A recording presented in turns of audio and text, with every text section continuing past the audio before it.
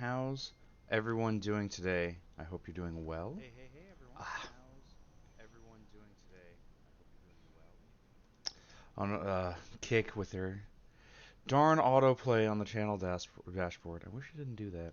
Maybe the idea is, well, you just don't have that there while you're going. In any case, we're back. Glad to be back. Today's Magic Day, as you should be aware. So, we'll be playing some Arena. As always, I have my tea. I'm still not finished with this iced tea from the weekend. I think it's because it has so much sugar in it. Well, it's not that much more than usual, but it's more than I would prefer, and so it's slowing how much I drink it, which is probably for the best. We have about just a little bit more. I'm looking down because the picture's right here. Just a little more than this glass left. So we'll see if we get through it. But today, I am excited to play some Magic. So there is a couple of events going on in regards to the fact that it is now 30 years that Magic the Gathering has been a game.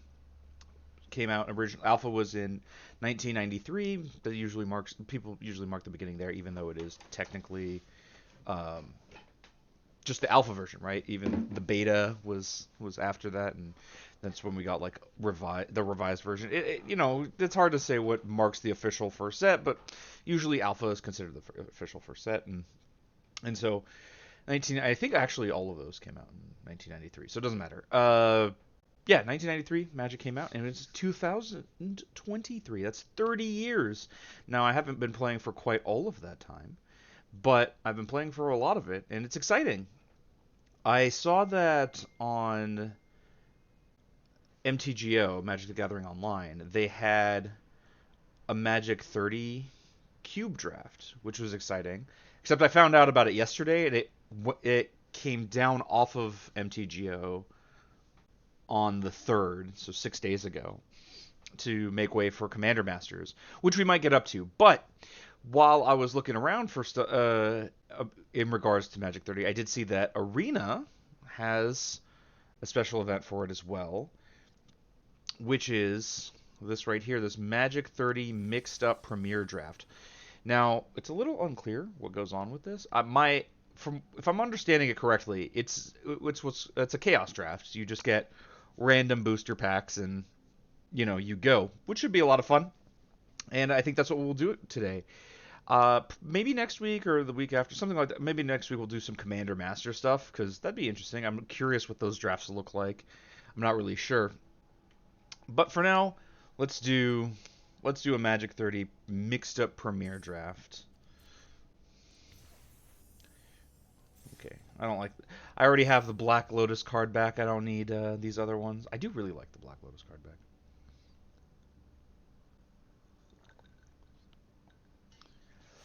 And we'll get going here. A lot of these sets that would be available here, I don't think I've actually drafted before. Some of them I have, some of them I haven't. But of course, context is very different. Strixhaven, for example, I drafted a lot. Oh, why did I? I think I got moved to the next queue for some reason. In any case, Strixhaven, for example, I drafted a lot of to the point where I every time I would open a Strixhaven pack, it would just give me gems instead of a rare because I had 4 copies of every rare. Uh, I played it a lot. I had a lot of fun with that format. But if there are only like 1 or 2 Strixhaven packs running around the draft, the context is very different. You might not be able to get away with casting your 7 mana sorcery, or have the time to, or have enough spells to support your magecraft creatures or whatever else. So context is a big deal. One of the things that I've often done in chaos drafts is just lean on generically powerful stuff, which often pushes me into red black because red and black tend to have pretty consistently good removal spells, which are always, it's always useful to have. People are going to be playing creatures in a draft format, and it's just really easy to fall into that. So we'll see if that happens again. I'm not necessarily opposed to it. but I'm not going to be going out of my way for it either. We're going to try to see where the winds take us. See what's open, see what works together, try to synergize with our picks. It's going to be like somewhere between booster draft and cube draft is my experience with chaos drafts. If that is in fact what we're doing, which it looks like it might be. So let's move this around. All right, so Lion Sash is pretty generically reasonable card. Dokuchi Silencer, similar. Oh no no, it's not. These aren't. It's just a random pack from.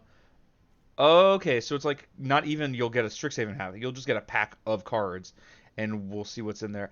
I think Lion Sash might be the most powerful card here.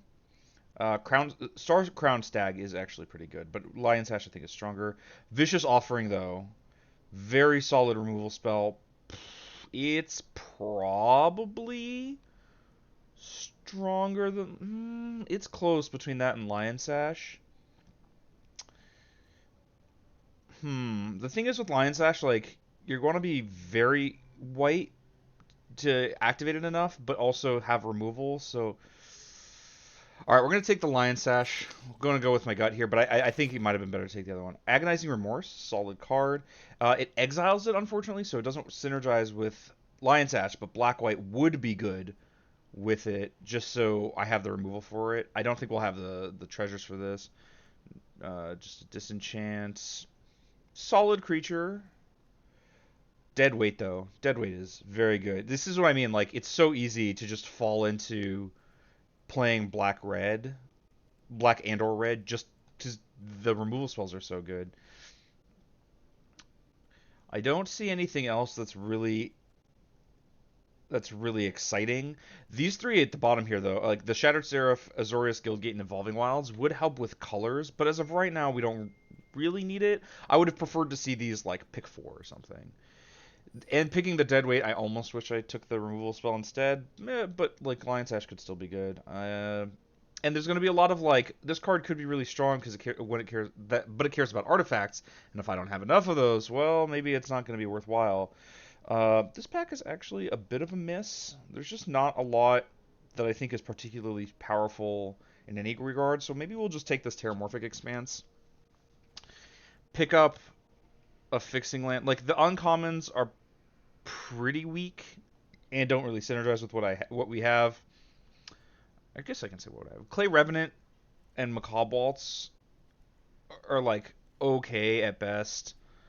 Knight's Pledge, auras are dubious in general. So we're gonna take the Terramorphic Expanse. It does work with the Lion Sash, by the way, because it just cares if you exile a permanent card. So we'll put a permanent in our graveyard to feed that. Alright, Soul Cipher board enters with 3 Omen counters. Look at the top 2. Put one in your graveyard. When the creature's put a graveyard from anywhere, remove a counter from it, and then if there are no Omen counters, transfer. I remember this card being pretty solid, and it does work with Lion Sash. Stitcher Supplier similarly, but I don't think that's where we want to be. Target Lauren's Escape is, it's okay. I think Scattered Thoughts I remember being pretty good. Soul Cipher board is strong enough that I will look to play it.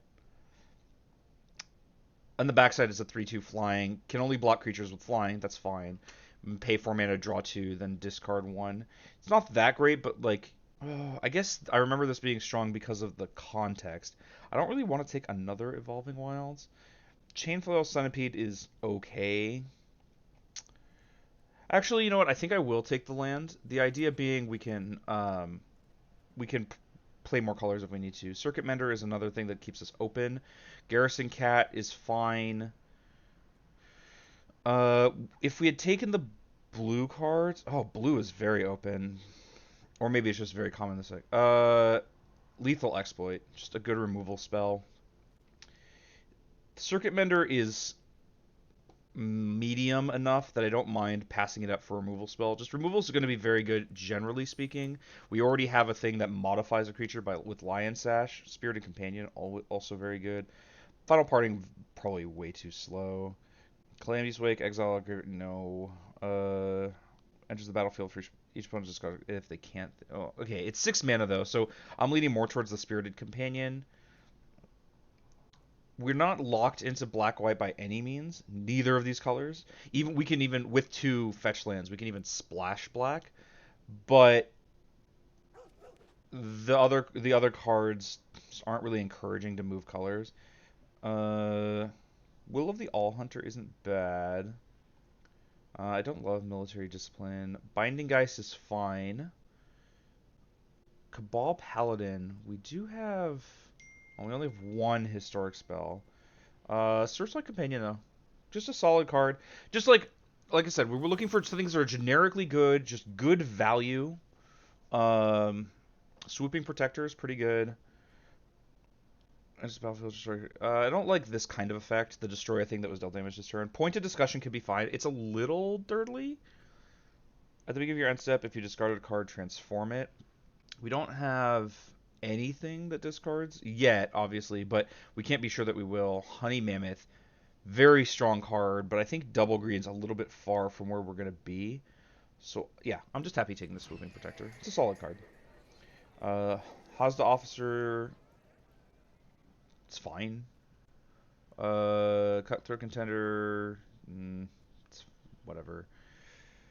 Return to Action. Actually, return to action isn't bad. A target goes one lifelink, and when it dies, return to the battlefield. We have 3 creatures that come into play. I think that's better by enough. I think that's like interesting enough. We can take that, and we'll look for cards that care about. So like, yeah, now the Syndicate Messenger, the Shattered Seraph is actually not bad because it helps us fix our 2 colors, which isn't that big a deal. We have 2 fixers already. But it has a come into play effect, which is good with the return to action. But I think Syndicate Messenger is going to be, on average, more castable. And it's, I think, better with return to action anyway. Not that we really need to like work to synergize with that card. It's not that big a deal. Um, Short Sword, I think, is... Well, alright, we'll take the Clay Revenant. I don't know that we'll play either of those cards. Lauren's Escape is fine. When Excavation Elephant enters the battlefield, if it was kicked, you return an artifact from your graveyard to hand. Okay, I think that's dirtly enough where we don't really want it. Yeah, we'll take the Lauren's Escape. We might not play it, but we'll take it. Could really use some more, um, some more powerful stuff. Some like we have a lot of like good, like value cards. We could use something that's a little packs a little bit more of a punch. I don't know that we're gonna play Repel the Vile, but we'll hold on to it. Mnemonic Sphere, if we have a reason to splash blue, would be worth splashing. Or would be worth including in the splash, and we're kind of set up to do it. We missed out on a couple of opportunities to do it. We didn't take the Shattered Seraph or the Zoria Skillgate, but we have 2 fetch lands. Binding Geist would also be like if we splash. Um, Kenrith, the Returned King. So in our colors, we can return a creature or gain 5 life, but we can splash to get... Oh, this would be actually pretty reasonable splash with. We're probably going to take that and try to see if we can like pick up random fixing. So like this wouldn't be... So this like Dismal Backwater would be fine, right? Like it's already on color once, and then it can help us splash stuff with Kenrith. This pack is actually pretty solid. There's a lot of like decent cards in here. But we're going to take Kenrith. He's already a 5-mana 5/5, which is like a little... It's a little generic, but if we can activate any of these abilities, it's really good. Knight of the Legion. Flying Mentor when it dies for 1... Okay. I mean, I wanted something that packs a wallop, and there we go. I wouldn't mind any of these cards coming back. I guess I don't really care about the Indomitable, but Servo Exhibition, Vampire of the Dial Moon are fine. Duress is probably... it's a little... Thaumaturge is familiar. We can probably do better with him. But the Light of the Legion has to be insane. So black is a little bit dried up here. We're going to be looking a little bit to see if there's other stuff. So we see red's pretty open, but this is probably... Yeah, this is way too expensive, I think. Gaia Reach Bandit, not really where we want to be. Integrity and Intervention is actually pretty solid.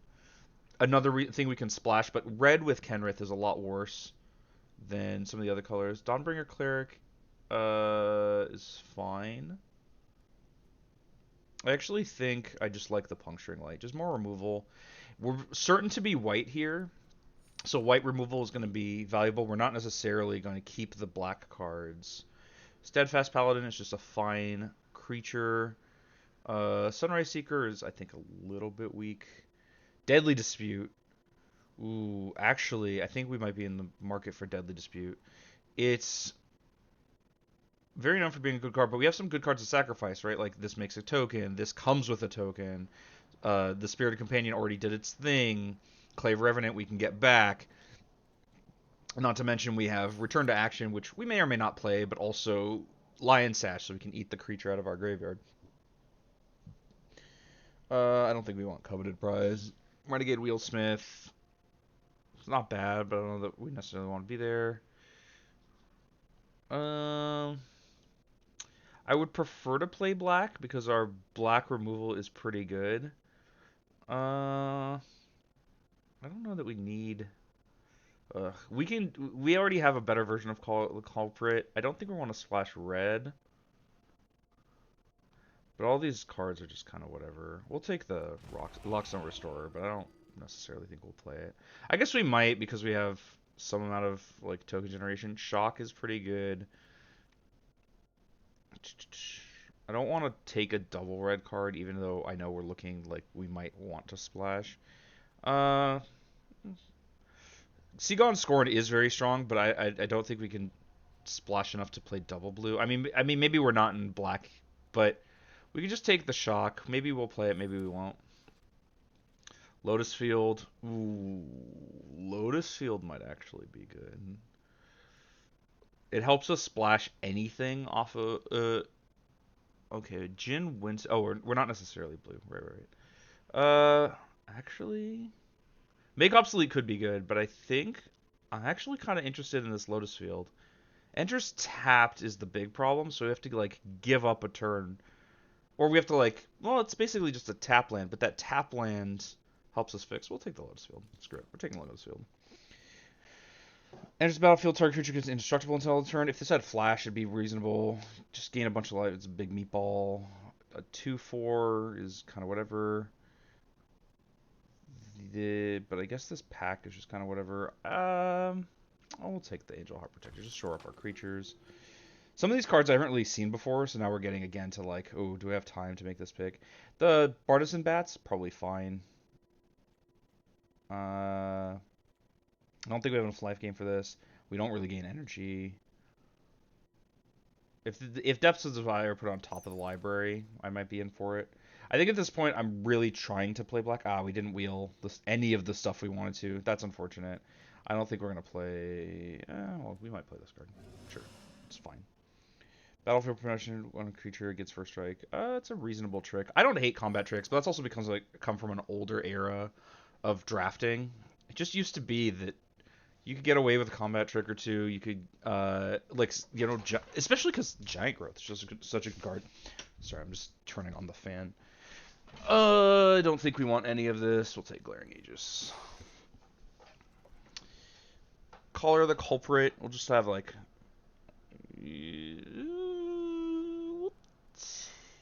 Yeah, we'll take the Lampet. It's more likely we play this. We have some stuff that is okay. Like, we have some angle towards sacrifice as a theme. I don't really see... We don't really have enough right now. Fabled Ashes is good. I don't know if I want to first pick it. Order of Midnight is pretty solid. Coalition Sky Knight I think is whatever. Dies or you discard it, make a food. Don't care. I don't want a 3-mana discard spell. Ooh, Infernal Pet's not bad, but I don't think that's where we are.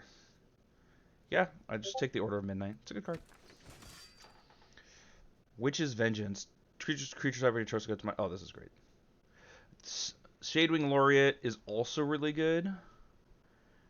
I'm going to count on that to wheel. You have to be like pretty solidly black-white. I don't think anyone else is. There are some cards... Like, people are in white, people are in blue, people are in black, whatever. But I don't think... Oh, this is actually not bad. I don't think... Like, we're not going to get another shot at this Witch's Vengeance. And we'll just try to wheel the Laureate. Defiler of Flesh is an additional cost to cast a black for a minute. Oh, okay, your black spells can cost a Phyrexian black. And then when you cast a black target creature... I mean, this seems sweet. I guess we'll look at the rest of the pack. Yep, I think this is just the pick. So yeah, solidly white black. Can't block when it dies. Return it transformed. Yeah, I mean this is just a fine card. Tempting Witch is not really where I want to be. Priest of the Haunted. Well, I mean we're not gonna have no snow cards. Environmental Sciences would be better if we ended up splashing, but I don't think that's where we are. Um,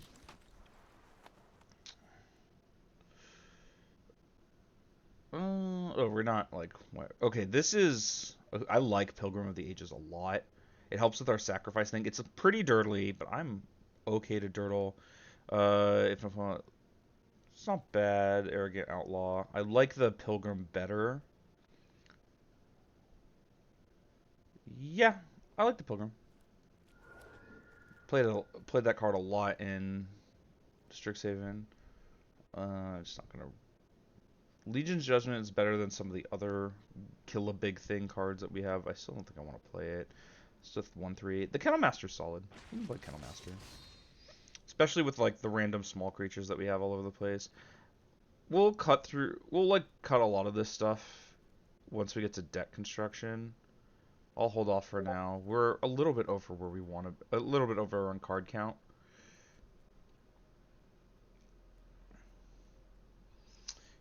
The Angel Heart Protector is probably bad. We probably don't need that. You can like set up a hard to deal with attack with it, but that it doesn't have flash means your opponent's not going to walk into it. It's just you can preempt. I don't hate Blood Pacts, just some card advantage. Skull Raid is probably worse. We might not play it, but I'll take Blood Pacts. Alright, let's see. Secret Rendezvous, no.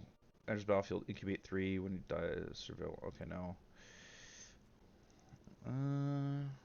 Oh, I like. Oh, it's expensive. A Festive Funeral is a good removal spell. Recover. Ooh, Recover is great card advantage. I'd rather play this than the Blood Pact.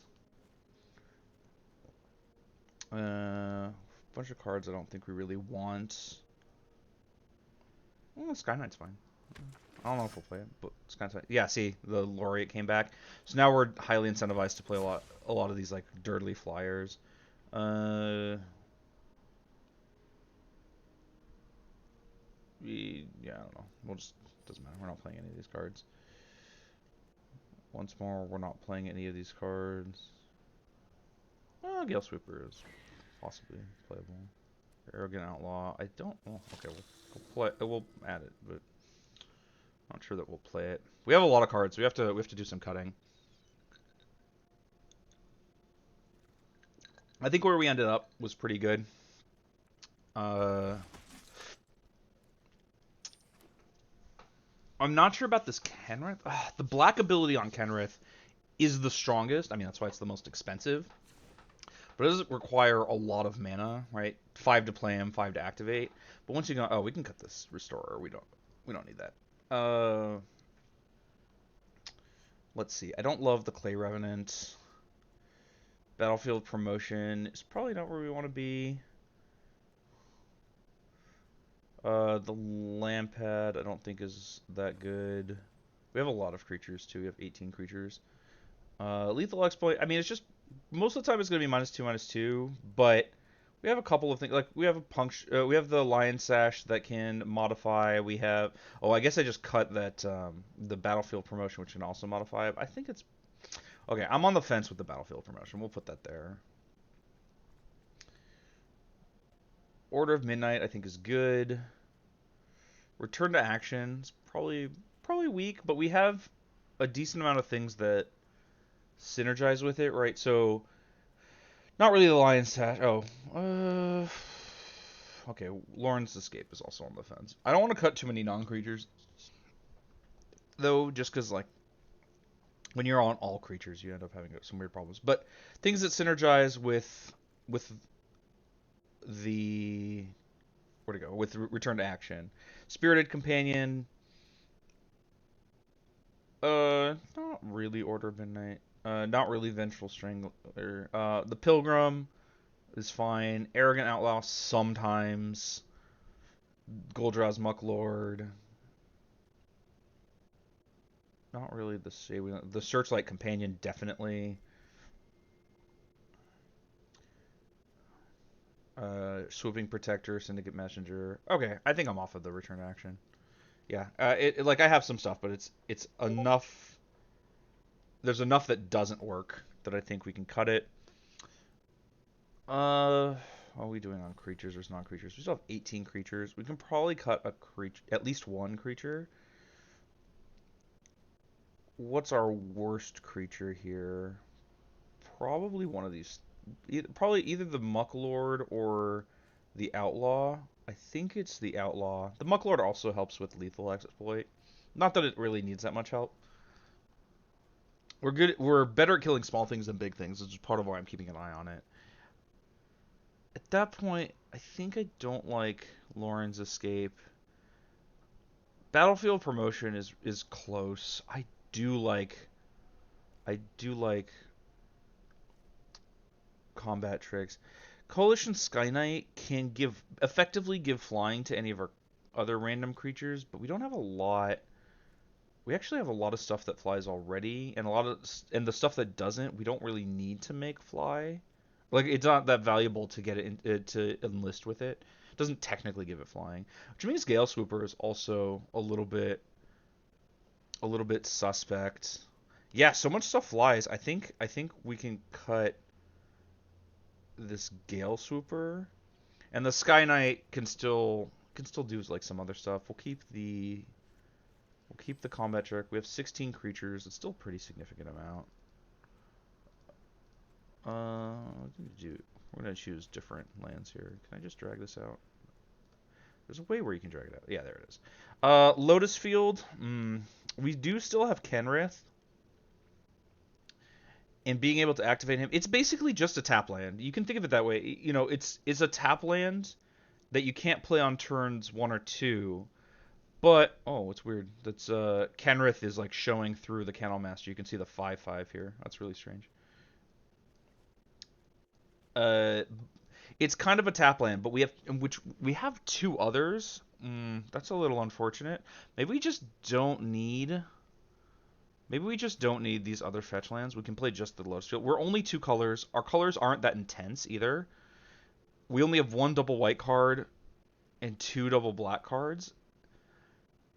So we can just play off of basics. I know we're like losing that little bit of value from Lion Sash, but it's 3 tap lands. Yeah, 3 tap lands in limited actually isn't that bad. We can play them. I'm back on them. What's our color situation? Actually, pretty close. I like to count pips. I think uh, Arena just counts cards, but I'll count the actual pips. So like one black pip here, 2 black pips here. I guess it's 1, 2, 3, 4, 5, 6, 7, 8, 9. We won't count the hybrid because it doesn't matter. 10, 11, 12, 13 compared to the 12. So I think it is counting the hybrid, but not the double pip. Wait, no. Oh yeah, it's counting the hybrid because it's a. No, actually, that doesn't make any sense. I don't know. It's probably about even because we have 2, 3, 4, 5, 6, 7, 8, 9, 10, 11, 12. Yeah, and we want like a lot of white for line size. So we can play an even split here. Yeah, I think that's fine. We can just play. As I said last week when we were going over this, based on the color combination, I like different basic land art. I really like this art. And to me it's like this is the art for when you're playing black white. And then for swamp, this one's not bad, but I think there was another one I liked better. I do really like this art, but for black white there's another one. Yeah, I like this swamp art. Double check to make sure there's not something I like better. I like to put thought into my basics. If you don't, fair. It's up to you. One thing I would like to do, so obviously, there's a lot of uncertainty when you draft of like, okay, did I put the right land count? What if I played one more swamp or one more plains or whatever else? One thing I like to do when I play in paper or when I play, I guess you can do it on arena too. And when I'm playing a circumstance where I'm not sure, is you can do something like this where you add one swamp of a different art. Now, it's not a marked card. You can't tell outside the sleeve. But when you draw it, you can go, this was the swamp that would have been a plains. How would my draw have been different? I kind of like doing that. But in this case, I think our land situation is pretty good. We have a few tap lands. 3 is kind of a lot. If we draw all 3 in a game, that'll be pretty rough. But otherwise, I think it'll work out. And the benefit of Lotus Field is now we can activate Kenrith's other abilities if we need to. We don't really synergize with it that well. It's basically just a tap land, but it's a tap land that we can use with Kenrith to great effect. Sand's a little bit slow, nothing to do before 3, but that's still, like, the things we're doing after, once we hit 3 mana are pretty good. I'm not sure which 3-drop we want to play first. We'll we'll try to see what our opponent's up to and make a decision based on that. I think if our opponent doesn't do anything by turn 3, I think we play the Searchlight Companion, maybe? I don't know. Though I can't imagine that our opponent will play nothing by turn 3. Alright, we got an army of flyers, which is sweet, but they're all decently expensive at the moment. Alright, island. Alright, cool. We have a removal spell. This is an instant, too, so if we're lucky, we can just remove our opponent's first play. Triple island. I would be surprised if someone managed to be monocolored. Okay, so there's a Deemer Locket. I think they might be just on zombies control a menace, exile a card from your graveyard, make a zombie token. Exile is part of the cost there, unfortunately, which means we can't Lion Sash to interrupt it if we had it. Let's actually start with the Mucklord. The reason being, it's a little more resilient than the Searchlight Companion. We know that our opponent has some access to 2/2 zombies, so like this blocks those. Not that matters, right? They're not going to have one for quite a while, but also I'm betting that this will untap with it, and if we do, I'd rather trash this into a play they make and get the counter onto something than play the Searchlight Companion and possibly just have no good attacks or blocks. It's just slightly more likely to get into to be better in combat. Now, obviously, the Searchlight Companion can fly over a thing. Yeah, but see, like here, this Thought Thief. Look at the top card of target player. We put it into their graveyard. So they're probably targeting. Oh, they're targeting me. I would expect that they target themselves so they can use this Graft Harvest maybe. But they're taking a look at my graveyard. They're gonna mill our swamp. It's a little surprising. I wouldn't expect that. That said, we're missing a land drop here. I don't imagine they want to trade. But if they do, I want them to... we could just kill the Thought Thief. I'd rather develop. I'd rather put stuff on the board. If they want to trade, which, like I said, it seems unlikely. Or it's actually more likely now because we are presenting a double block, which we're not going to take, by the way. I can get a counter onto this Spirit. And the reason why it would be the Spirit instead of the Flyer, because while the Flyer getting bigger would be good. The Laureate wants the Flyer to die. We have a couple of cards that return creatures from our graveyard to the hand, so returning, like, we want the Searchlight Companion to end up in the graveyard as opposed to the Spirit token. There's just a couple of reasons the way our deck is constructed. They're aware that we can double block here, which makes me a little suspicious that they have a thing. Even at the minimum, they can just Graph Harvest. So I'll take 3. I'm okay with taking 3. That's not a big deal.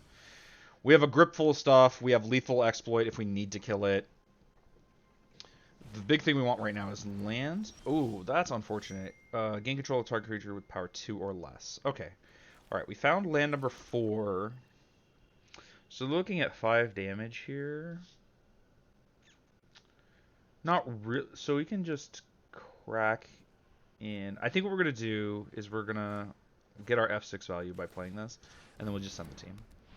We can just attack past each other for a little bit. We have more cards, so at some point we can start trading them off and come out a little bit ahead. They will have some card advantage off of this Graph Harvest. Currently, they only have 1 creature that will be good for that. The Mucklord isn't designed. What is this? 4 mana 6/6. When it enters the battlefield, sack a creature unless an opponent has 3 more. Okay. So they're sacking my Mucklord to get a counter on something, which means they get in for 4. Okay. Okay. This is a little difficult, but I think we have stuff here. So we'll start with the Companion. The Companion blocks. We can just chump block the 6/6.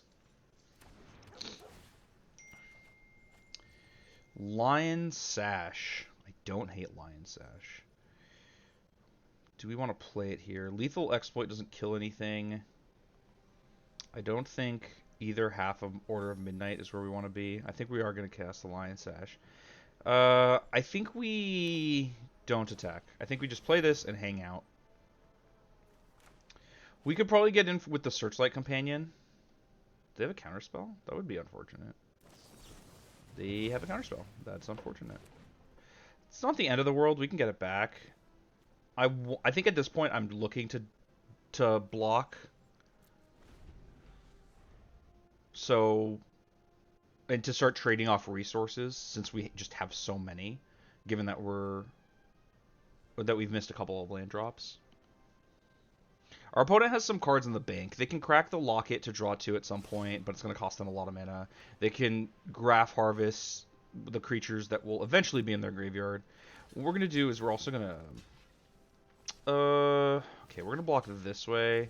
I wish I had the Laureate to see all these flyers die. I was thinking about triple blocking, but the problem is if they do have a removal spell, it kills the messenger, a thing you're not supposed to do. And so it doesn't matter that the other two are blocking it. If they have the blowout, they have the blowout. Okay, they're just comfortable with that trade.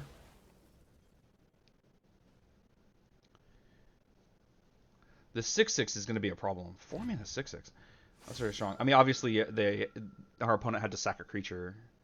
We might just, like, especially if we draw a land. We didn't. If we drew a land, I'd be really on board for Shadewing Laureate into some 2 mana play and then just start chumping with these creatures.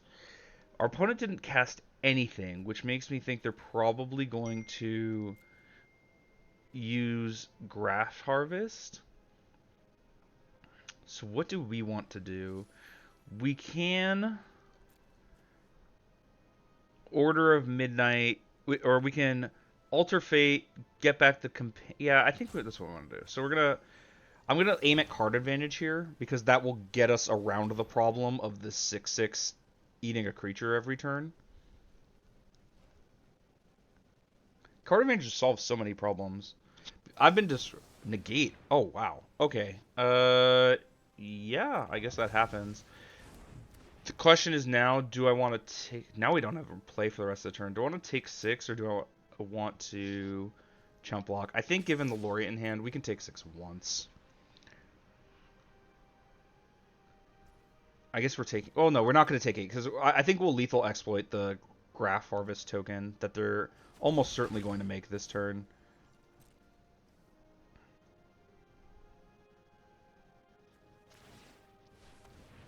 Yeah, that's fine. And we're going to do this now. We've already seen counter magic from them, so I want to make sure that this resolves.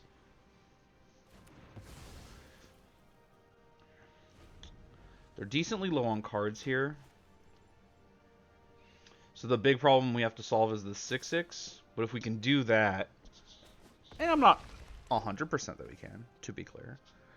If we can solve the 6/6 problem, I think we're in a good spot. Okay, so they're going to draw 2 off the Locket, which buys us a little bit of a reprieve. They're probably not doing much else this turn. They drew a land, and did they draw also a 2 mana play? No, they didn't. Kenrith would be good if we had the mana for it. We're just a little stuck on lands here.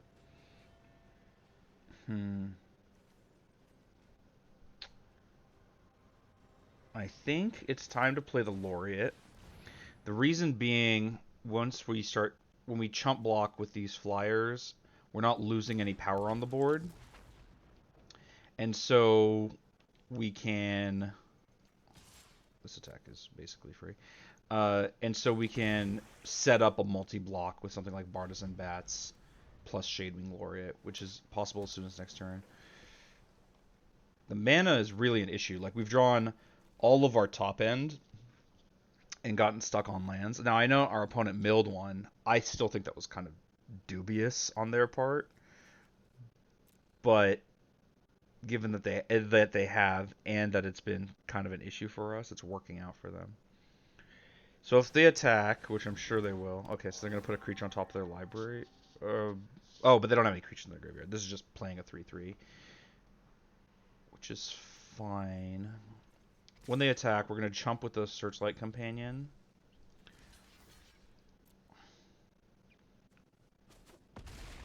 And then we'll put a counter on the Laureate. It's a little dangerous because if they have a removal spell, then they get a little bit more value. But can't play against that very much. Okay, so we can kill the Kami. It's a Phyrexian Horror. I think where we are right now is play Bartizan Bats and pass.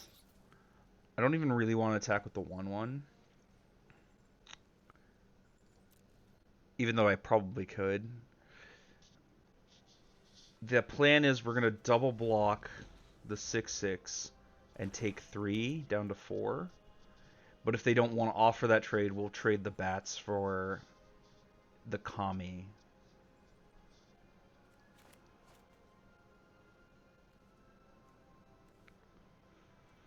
If we Witch's Vengeance on Spirit to kill the Kami, we do lose our token. Something to keep in mind. Now that's worth it, don't get me wrong, but it's worth considering, you know. Mirror Image. It's probably going to copy the 6/6, which will sack their Kami, but present us a new problem.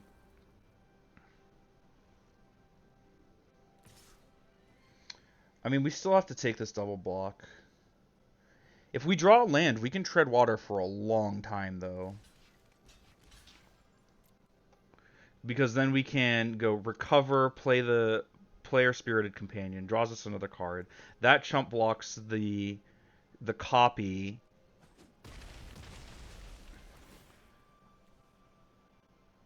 Then we start like playing Kenrith, blocking, doing all this stuff with power 3 or less. Unfortunate. I think we're gonna have to recover anyway, just because nothing efficient is. We can nothing. The only thing we can play for 4 mana is not really efficient. So let's recover our Spirited Companion. Hopefully we draw a land. I know we have 3 tap lands, which is really worrying, because if we draw that, that's no good. Hopefully we draw a land. Cool, we did. And this is why I tapped the way I did, because if I drew a swamp and left a swamp up, I couldn't cast the Companion. Now we can play the Companion. And of course, yeah, they have a 2/2 in the bank. Cool. This isn't blocking, I guess. I mean, if they have a removal spell, they win.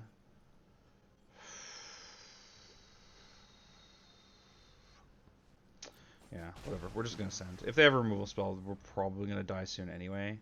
There's only so much we can play around. I would love for them to do something like that again where they make a zombie before the end step so we can Witch's Vengeance zombies. Man, 4 mana 6/6 is a real problem. If you have the removal spell, we're dead. They don't, so we're going to take 2.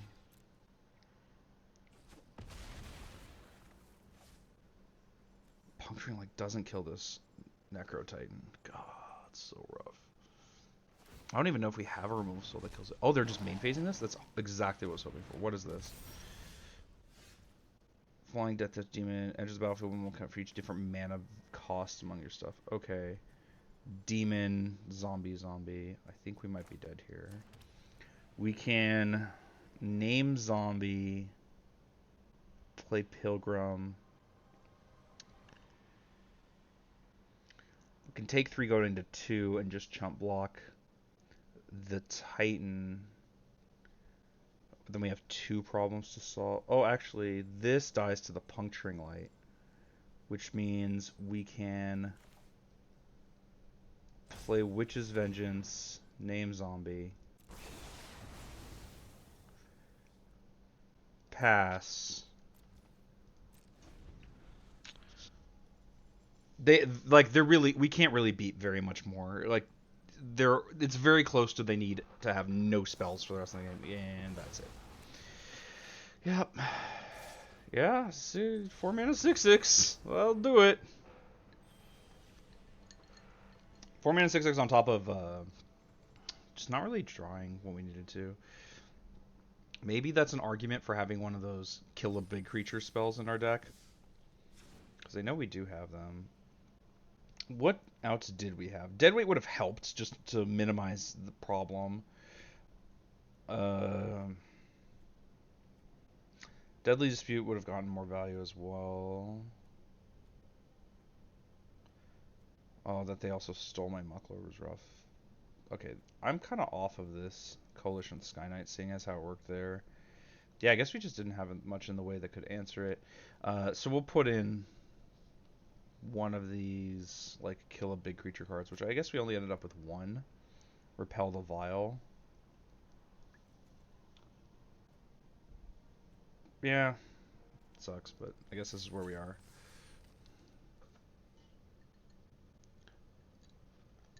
Now that might be results-oriented thinking, like we lost to this thing, now we play this card, and now we're gonna like draw it into a game where it'll be completely worthless. But obviously, I'm hoping that's not the case. Obviously, my hope and expectation is that it'll be more relevant. Yeah, 4 mana 6/6 plus not being able to deploy most of our hand. Like we were on one spell a turn until I think the last turn of the game, or the second to last kind of thing. Opponent just able to do so much more. The Graph Harvest eventually became a problem, but it wasn't really that big of a deal. Maybe I should have been trading more early, but I guess I didn't expect the game to go that way. I'm just like, well, our board presence is comparable to our opponents, and then they go steal your creature, play a undercosted creature that also buffs their board. Given our last game, I'm a little concerned about this hand, but it is really strong. We just need to draw a land or two. Okay, deck. I am counting on you. Draw some lands here. If we don't, we might just lose immediately. Another blue-black opponent. Doom Dissenter is pretty good. I guess the question is, do I want this curse? At the beginning of your upkeep, a change permanent controller sacks on non-land permanent, then that player loses 1 life. Strangling Grasp is actually kind of insane here. Yeah, we'll attack. Can't block anyway. They might just want the trade to make the 2/2, but this curse is actually pretty brutal, especially this early. Beginning of your upkeep, enchanted permanence controller. Wait, what? Does this not do? That is not what I thought. I thought it was a curse. Alright, I'm dumb. Okay, it enchants a specific thing. Never mind. That was just stupid. God. I thought it just gave... Yeah, I was like, I don't know. I thought it cursed them, and now they have that. But no, it's enchanting their permanent. I should have read that in the text, yeah. Very silly. Listen, I'm human, right? You reveals a hand, they discard a card, amass zombies 1. Yeah, they're probably going to take the Light of the Legion, right? Because that card's nutso. Yeah. Now that said... Oh, they did change it to amass zombies. It's not that way in the Oracle text. Now that said, I literally have Recover in hand. So, worry not. Plus I have, what's it, Knight of the Order or something? Whatever that card's called.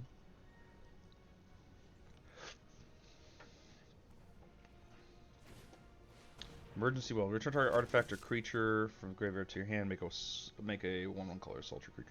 Okay, solid card. Sure, I'll bite. Do you want to... Is that sack a creature deal 1, or do you have... Okay, yeah, they just made a mistake. Okay. Pilgrim of the Ages is pretty good.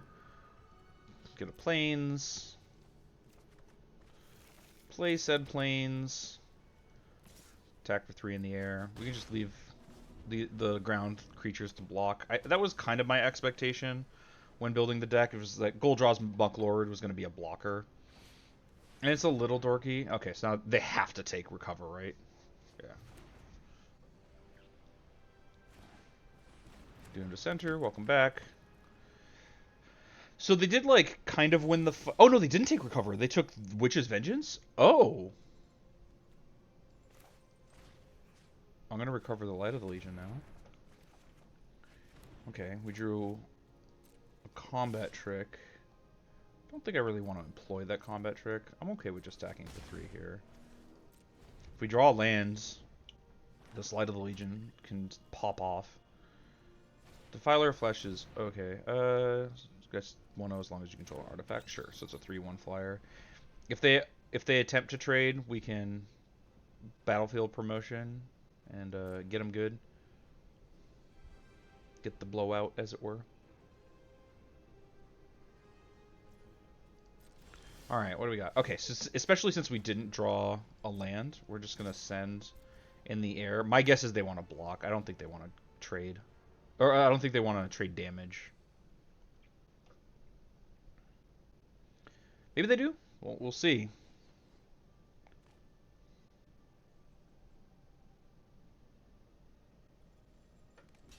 Okay, but trading is not what I had in mind.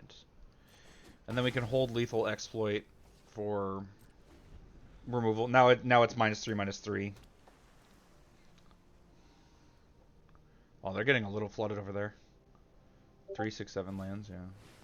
Dusk Mangler is additional cost to cast a spell. Sacrifice a creature, discard a card, or pay for life. They paid for life. Next battlefield, each opponent sacrifices a creature, discard a card. Okay, I do all of them. I will just sack the Pilgrim, discard lethal exploit.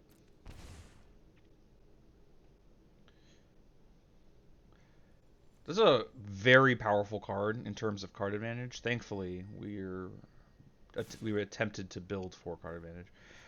I'm okay with letting them turn that into a 2/2. Okay, so here is our Light of the Legion. At this point, I think I'd prefer to offer the block with the Bartizan Bats, and then next turn we can crack for... Oh, I should have attacked, because we have lethal. Oh, that's silly.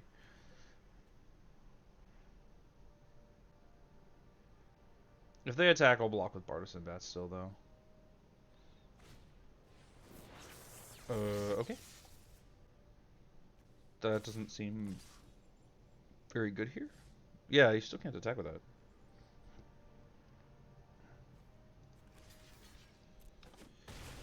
I play too much for card advantage. I know that. That's what just happened. Of course, we draw it right after. Oh my.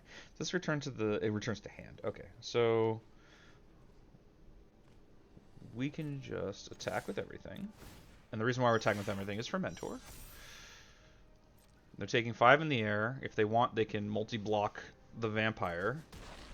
They did not want to multi-block the Vampire. And then we can play Defiler of Flesh. And pass turn.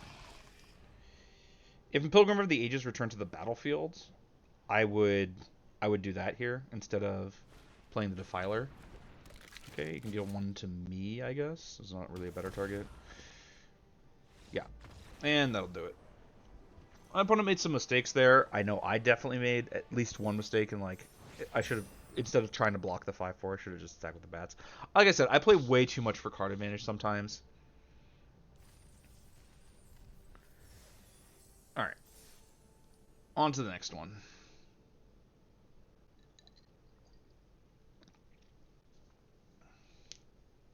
It's funny, we have a lot of spells that cost you 2 and 3. And we so often just have like, here are the few high cost spells, hang out in hand, pick which one you want to play. I guess it's possible, but that's partly because, you know, it's just easier to cast your cheaper spells. But partly, I think we are drawing them a little bit more than I expected. I have no idea why our opponent's second discard spell didn't hit the Recover. Recover is such good card advantage. On top of, they had already discarded a bomb that Recover can just get back. Very odd choice, one with which I do not particularly agree. Obviously, like, you should try to give your opponent the benefit of the doubt, like they have good reasons for stuff and figure out what those reasons are. When you play that way, by the way, you will have better results because you will more often, more accurately understand what your opponent is up to. If a play seems strange, you just go, okay, there is a reason they did that. What would that reason be?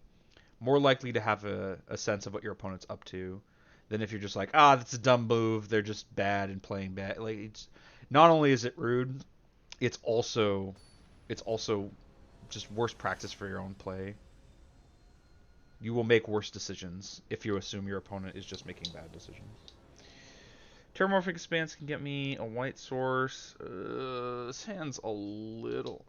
but we're on the draw.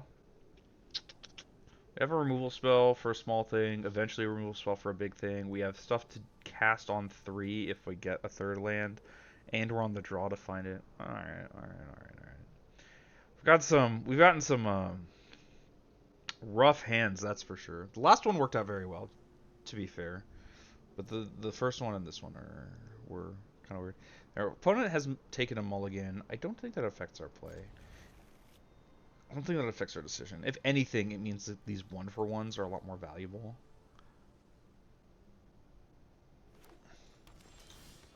A green mage, eh? I could get F6 value by just cracking the expanse immediately, but deny that tiny bit of information. Technically, it's correct to do it on their end step. Okay, drew our third land. Phenomenal. Alright, we're going to try to remember how Vengeful Strangler works this time and not be as silly as we were last time in our play. Oh, hey, Amazon Kane. Elvish Rejuvenator. Solid card. And one that I don't really want to crash into with my Rejuvenator. Alright, so they also have black mana. Think we want the Mucklord again. Reason being, well, I guess it attacks just it. Yeah, I guess it's still. It's kind of close. The thought is, this attacks just as well as the Laureate. They're not really able to block with the Rejuvenator. Now they might play something that's more likely to block the Mucklord than the Laureate, but also, the tiebreaker for me was maybe, just maybe, it's really unlikely, they'll chump with the Rejuvenator. This is a tough discard. I think it's the Witch's Vengeance. Because we have a thing that can kill a small thing. We have a thing that can kill a big thing. They seem unlikely to have multiple creatures of the same creature type. I think that's the discard. I could have discarded as planes. Well, we have a 4-mana spell in hand. It'd be a little weird to discard a 4th land. Maybe that would have been better. Enters the battlefield, create a treasure, and you can sack a creature or treasure to draw a card. Okay. Now I want to play the. Here's what we're gonna do. Okay, now we're gonna play the Laureate. What I'm deciding about is whether I attack with the Mucklord. I think if I do, because if I do and they triple block, I can dead weight to kill the merchant, but I'm kind of 2-for-1ing myself on that. I think the Strangler can get in. Yeah, I'm gonna send. This is a little dubious. This might be too impatient, which is kind of funny, all things considered. I tend to play very patiently. Okay, so they did take the triple block. Now the question is, do I kill the merchant or do I kill the 2 1/1s? Okay, so it looks like they're deciding against it. Yeah, this is like the dream scenario, is that they block they block just there, and then we dead weight. They were worried about me having a removal spell, which I do, but it's sorcery speed. Now this merchant is important to get off the board just because it represents a lot of card advantage. That was for me the best way of that happening. We snuck 2 points of damage in while we were at it. The thing they also had to reckon with was, like, if they blocked the Vengeful Strangler, they weren't killing the Mucklord, and the Strangler was going to enchant their merchant, so they were gonna have some issues there. That's pretty good for them. That said, it's not really that big a deal that they have this random 2/2. Think we're just attacking again, because I'm okay with any trades that come out of this. They can't kill both at present, which would be the worst case scenario. Maybe I should have just played the Searchlight Companion, because I'm not going to play Repel the Vial anyway this turn. I guess if they have a pump spell, like if they have a Giant Growth here, Repel the Vial would be nutso. But that is a little less likely than... I guess it's the same likelihood as them being able to kill both of my creatures. They can't currently block to kill both, which leaves them with this kind of like rough choice. Yeah, I'm okay. So they're like, this block gets them around the problem of the Strangling Grasp, but it presents them instead the problem of, well, you just sacrificed a creature for nothing. My board isn't insane or anything, but it's better than theirs. Oh, Spirited Companion is a great draw. Summon good boy. Okay, Swooping Petitioner will come into play later. We'll send with these two. I guess we could have attacked with the Spirit also. I was like, oh, it can block, but the Spirited Companion can block as well, and I'd rather block with that since being in the graveyard has some value for our deck. We have Recover and, what was it, Knight of the Order? I always forget the name of that card. Okay, so they're on Play Nothing to transform their Logger, which we can kill with either Repel the Vial or Puncturing Light. I actually don't even... I guess we're going to kill it with Repel the Vial for 2 reasons. One... Oh, I guess Exile. Exile doesn't really matter. One is we can do it and get all of our damage through. 2, it's a little bit more mana efficient. You know, it costs 4 to this Puncturing Lights too. And like maybe they probably kill a similar amount of things. I mean, this Puncturing Light seems to kill a lot more than the other one, but you know, if they had this Hollow Henge Scavenger, I would have wished that or Omori. Wow. You know, we would have been able to counter that. Alright, so let's play this. Don't have great attacks here, we just get in for 1, but then we can play the Swooping Protector. We'll have 2 more power in the air. I'm glad we have so much in the way of flying creatures. Something I sometimes overlook in Limited, but it's crazy important. Flying is just, I mean, anyone who plays Magic knows, flying is just an absurdly powerful keyword in lower power environments when, like, blocking is a real thing, like it has been in these games. And we play Bartizan Bats and we present lethal.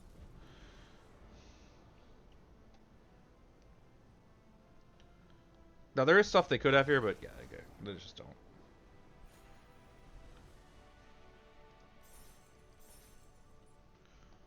We're ranking up. We're ranking up, everyone. Alright. Let's keep it going, huh? This deck is okay. It's not, like, that fun. It's, like, moderately fun. But, you know, neat way of drafting this, like, weird chaos draft.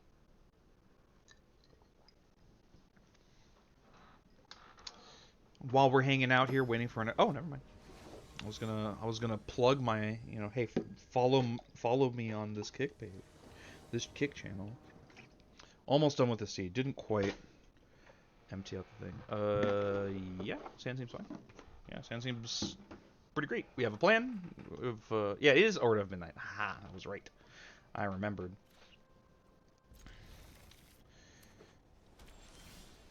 Yeah, we can just play our lands. Player lands, player spells.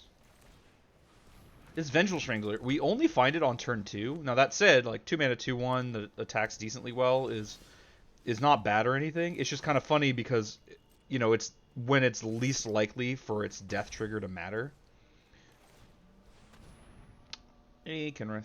Actually, I wonder, maybe I should have okay, just cycling around. I wonder if maybe I should have played a single island or something, just so we can get it with our Terramorphic Expanse and... Oh, they lost out some value here. We can get it with our Terramorphic Expanse and use Kenrith with it. Given that we're missing lands and that we are... like, we can't really afford to waste mana, we're going to play the Order of Midnight here. I don't think we're going to have the time... I don't think we're going to have the time to use the adventure part of it. So maybe we can just get the game over with. Nissa's Triumph. Search your library for 2 basic forests. If you have a Nissa instead 3, and then you put them in your hand. Okay, sure. Actually, I should probably be playing this card in one of my decks. One of my commander decks. Yeah, I mean, they're doing a lot of dirtling, and we are attacking. Putting the pressure on. We're going to 8 here. We're going to cast this Bartizan Bats and present lethal. Seems pretty unlikely that they can board wipe us in these colors. They're gonna have to start. We're gonna have to start playing to the board a bit. Oh, I like these card backs are cute. I like them. This is seeing a lot of playground magic. It's seen better days kind of thing. Okay. Sometimes it's just that easy. They might have a counterspell here. Okay, they have a negate. That's fine. We can just send everything. They're taking 5 in the air, going to 3. They have to block one of these, take 2 more down to 1. Then the Strangler would kill them. We're just put that in the order. The Strangler would kill them. The Gul'daz, the Muck Lord just moves power. They're still looking at 3 lethal attackers, one of which they have to not have a board when it dies, otherwise this upkeep kills them. I guess it's an upkeep it's a trigger on my upkeep, so it doesn't necessarily, but yeah, they're foretelling. I don't think you have time to foretell here, friend. Yeah, they're pretty behind the 8 ball, and yeah, there's a lot of pressure they're under, and I don't see how they get out of it. Maybe they have a way, but it seems... Tandem takedown? Sure, you kill a creature. Still 2 lethal attackers. Yeah, okay, there it is. Yeah, you just can't dirtle for too long. That's another thing that I would do a lot in limited formats that I'm not super familiar with, is just play red-green beatdowns and just ask your opponent the question of can you handle the pressure? Some amount of the time they can, because people build their decks well, and there are good players and all that stuff. I'm getting a lot of stuff.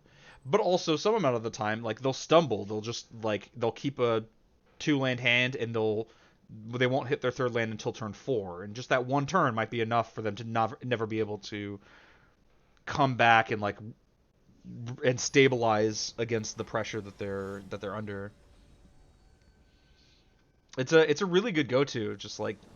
If just put pressure on your opponent, give them opportunities to crack.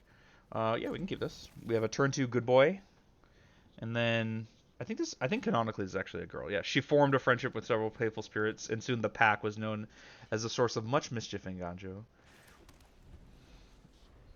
This is such a cute dog. Look how cute the dog is. I'm gonna play the summon good boy. Cool. So now that we have, since we have 4 lands ready to go, we're more likely to use Alter Fate. So we don't necessarily have to cast the Order of Midnight. Now that said, we don't have a play lined up for next turn. And our board is pretty anemic. We just have a 1/1. Our opponent doesn't have anything, so obviously it's a little bit better than that. But they're likely, yeah, they're probably going to put something on the board. 1/1 flying, first strike. When you cast a historic spell, it gets +1/+1 until end of turn. I'm going to attack here. If they block, we can Puncturing Light at a time when they don't have mana available for counter magic. And then if they don't block, we could do it on the way back. We were going to puncturing light either way. It was the question of whether they take one or we do it when they can't counter. Let's see. 1/3 flying vigilance. We could just play our syndicate messenger. There's also some argument of just crashing the spirited companion into something so we can order we can alter fate to pick it up, but or recover even now. But we don't have to just throw it away necessarily. Like we can do that basically whenever. I don't imagine there's going to be a situation in the foreseeable future where our opponent is putting so much pressure on us that we desperately need to do that, and they would see through it and not block. Whenever this or another artifact enters the battlefield, you draw a card if you discard a card. Okay, seems fine. Put a card from your graveyard on the bottom of your library. Okay. It's funny because this is good against our Lion Sash. Man, so far Lion Sash, we haven't really played with it, but it has been a little dubious. Okay, so we don't have good attacks unless we're okay with just trading off the Spirited Companion. We have this Recover, which makes me kind of tempted. If we don't do that, we're just playing this Vengeful Strangler. The Recover could be used to better effect, but I guess it's just like a 5-mana draw 2, which is maybe where we want to be. Yeah, okay. We'll ask the question. They might just take it, yeah, because they saw the puncturing light. Don't think I want to just cast the order. This game is shaping up to be a lot longer. We can't really attack through their creatures very well, so I don't want to compromise on the full value of my cards. Thran Spider. When it enters the battlefield, you and target opponent each create a tapped Power Stone token. Look at the top 4 cards of your library. You may reveal an artifact card from among them and put it into your hand. Put the rest on the bottom in a random order. Okay. I don't think we have anything that can use this mana from the Power Stone. Which makes it a much better play for them, obviously. 2/4 Reach on top of that. Reach is a important ability against us. They also have a decent number of just annoying flyers. This can choose Bird, which kills my creature, but we can get that back. Oh, this is a Griffin? That's annoying. So I think what we do is we start poking with the Vengeful Strangler. We can send the messenger if they double block. Nah, it's just not that good because like they can double block and we can recover it or whatever, but we don't kill anything on the way. Okay, so we're just gonna poke for 2 for a little bit, I guess. We can Vengeance to kill both birds and then get ours back and leaves us with a Spirit token. What does this do? Other creature can just go +1/+1 till end of turn. I guess I don't want them doing that. Oh, but we don't have triple black for this? Okay, then I guess we'll just hold off. Maybe we'll have a use for Repel the Vial or something like that. Invasion of Belanon. They make a 2/2, and I think the backside is their creatures get +1/+1. Yeah, okay. I'm actually kind of okay with them flipping it because Repel the Vial can also exile an enchantment, which we might be doing for this monk class. Spec and spell cost 1 less. When it hits level 2, return 1 target non-land permanent to its owner's hand. Beginning of your upkeep, exile top of your card library, and then you can cast it from exile if you've cast another spell this turn. Okay. We're probably just going to exile that.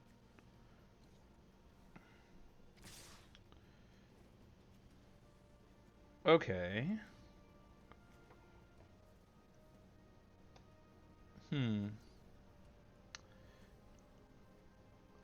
We'll start by going... Can't really kill anything. So we're just going to block something. The question is, do we want to keep them from having their... Actually, this monk class might not be that bad. Because they have to be able to cast multiple spells in a turn, and it seems like they're unlikely to.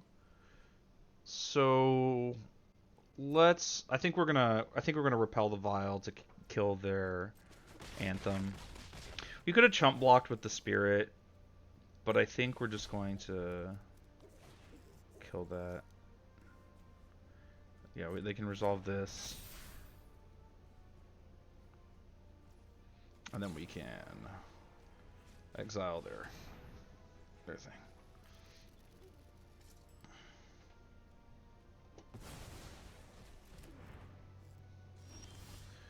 Shadewing Laureate is pretty good.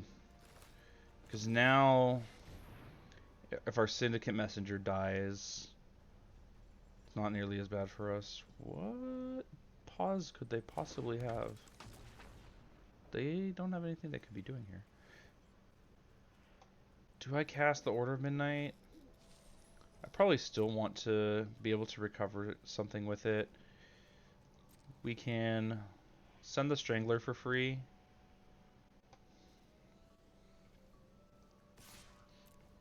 Eventually, they're gonna have to answer the Strangler. This is where Vengeful Strangler is doing what it's supposed to. It puts them in this position, like it can't really block, so you send it in every turn. But blocking it will get it killed, which means I can enchant like their Thran Spider or something, an effect they probably want to use at some point. And then it's like, well, do you keep your best creature and sacrifice everything else slowly over time while losing life, or do you just sack it right away and this thing traded for your best creature? Now that's not an absurdly powerful thing to be doing, but it is it is at the very least a bind to place on your opponent. Okay, so they're level 2ing, returning a permanent to its owner's hand. Yeah, my messenger, that makes sense. And then, okay, they're sending. I think at this point we can just chump with actually, yeah, I guess we can't kill anything. We'll just take 2, 3, 4, 5, 6. Okay. Yeah, we're a little behind on board. Like, their creatures are just the right stats to make this difficult. This bird is eventually going to be a problem. But now that they bounced my messenger, now I can Witch's Vengeance on bird, since that's the most concerning thing to me at the moment. It's a little unfortunate I can't really cast anything else of relevance here. Maybe I do just play the Order, but the Order doesn't block anyway. We might be in the market to trade this Laureate with their Knight token, which I don't love. Yeah, we're actually behind enough on board that things are becoming an issue. I guess we're just going to recover the Spirited Companion.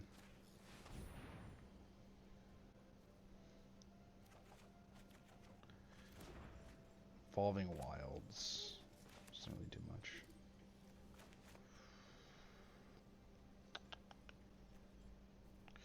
Yeah, this has been rough.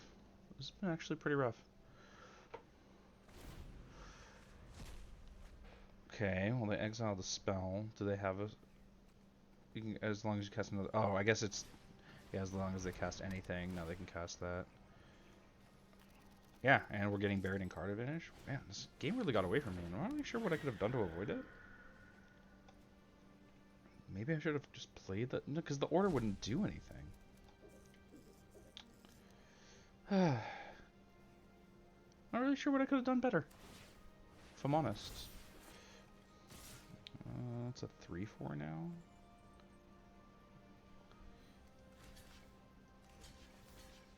Yeah, this really sucks. I don't really see what to do here, short of just drawing a bomb. I don't even know that our bombs get us out of this.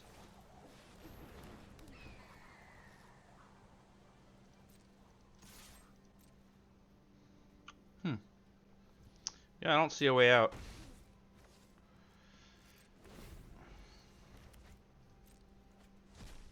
Do another exile another spell. Oh, but not gonna. Pretty unlikely to be able to cast that.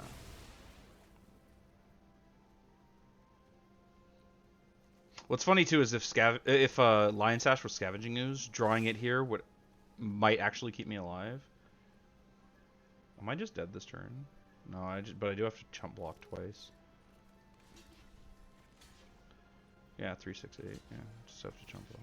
Yeah, that's really rough. Yeah, the 1-3s and the 2-4s, I just couldn't get through it. Everything I have is like 2 and 3 power.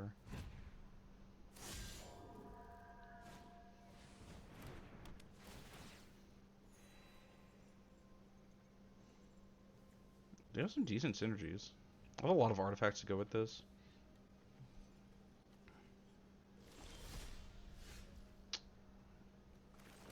Canrith. Gains me 5 life. And so if I go... So I'm taking 3, down to -1, gain 5, up to 4. And then he can block one of these two. He does keep me alive. Canrith might be a way out.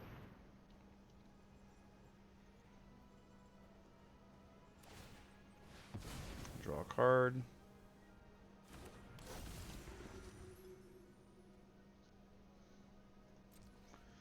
I can't cast anything else because I have to activate the ability to gain 5 life. But if I did my math right, with a chump block, which sadly, you know, I don't love chump, that means it's not as sustainable. I remain at 2 life. And that's... I would remain at 2 life and kill one of their creatures. Okay. How's the Marshal isn't that big a deal?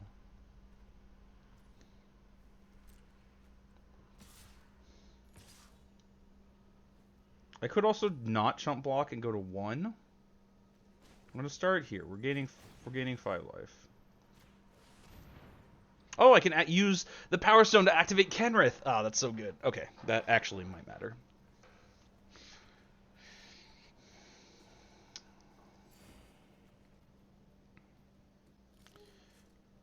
I think we go to 1 here. Given that I can gain 15 life with Kenrith if I need to.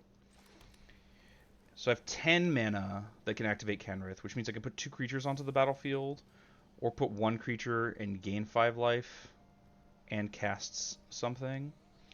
Given that I'm operating with Kenrith, I think just casting Order of Midnight is fine. I can put the Syndicate Messenger back onto the battlefield, which gives me 2 more blockers. Yeah, this might be just overwhelming card advantage. So we can start by attacking with my Strangler.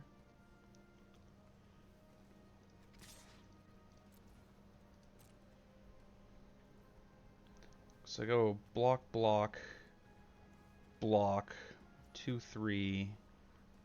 Yeah, I'm pretty sure. I'm pretty sure that unless my opponent finds something, we're doing great here. I guess if I have 10 mana, 3 to gain 5, 5 to put a thing, that's 8. So I have 2 more. Yeah, I guess it's just play the Order of Midnight. And at this point, there's not much value in returning a creature to my hand, given that I would have to cast it again, and that's less mana than just activating Kenrith. Woo, Kenrith. Doing work. Exile land. We do have to get a little bit lucky. Like, if our opponent finds...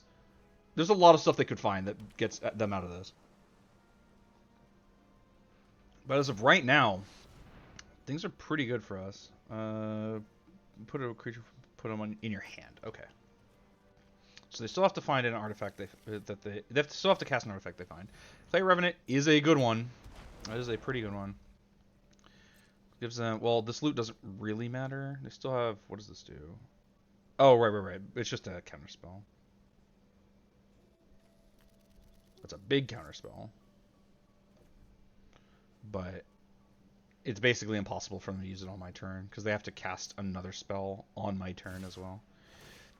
Okay, so we can resolve that. Then we're going to put a permanent from my graveyard. Put a creature from my graveyard onto the battlefield. It's going to be the Syndicate Messenger. See, like, this would be 6 mana to get back and then play, whereas it's just 5 mana with Kenrith. And we're probably going to keep looping it for a while, and then this will gain 5 life.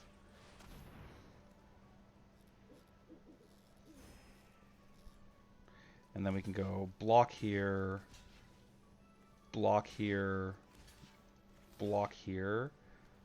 I'm taking 3, but we're killing a creature. This messenger replaces the token I just chumped with. Yeah, all in all, in this combat, I gained 2 life, killed a creature. Yeah, and lands are insane here, because now 11 mana is gain 10 life plus activate Kenrith. The order doesn't really do anything now that I've cast it, sadly. Because it you know, it can't block, and it gets just easily blocked by this Vigilance flyer. The Strangler is starting to strangle him a bit. Do I want to gain 10? I think it's still worthwhile to not cast anything. I could I could return 2 creatures to play, which could get me back.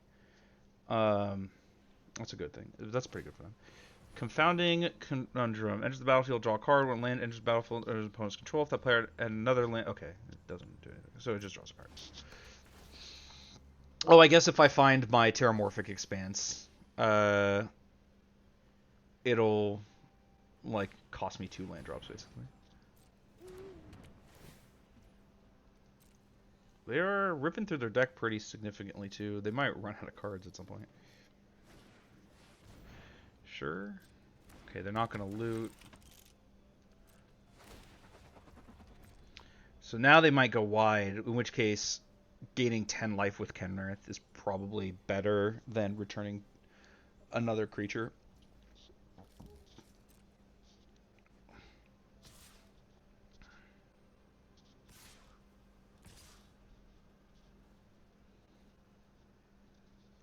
This attack doesn't do very much.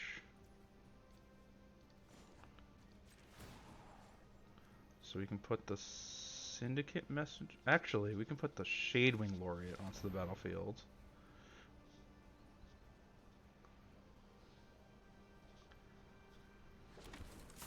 Actually, given that they're out of stuff, we can double return. Yeah, we double return both of these. We still chump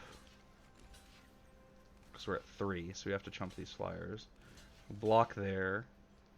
But now the Laureate gets 2 counters on stuff. Both of which might go on this Order of Midnight.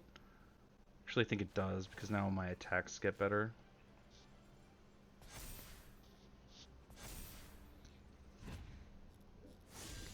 I could say the same life total, but I end up, yeah. Yeah, Kenrith is just taking over this game. 5/11, so I can have 12 mana, which lets me play this, go to 9, get a creature back, gain 5 life.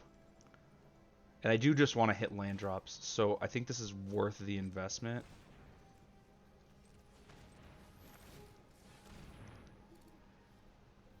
I don't think I'm ever casting this Goldraw's Mucklord.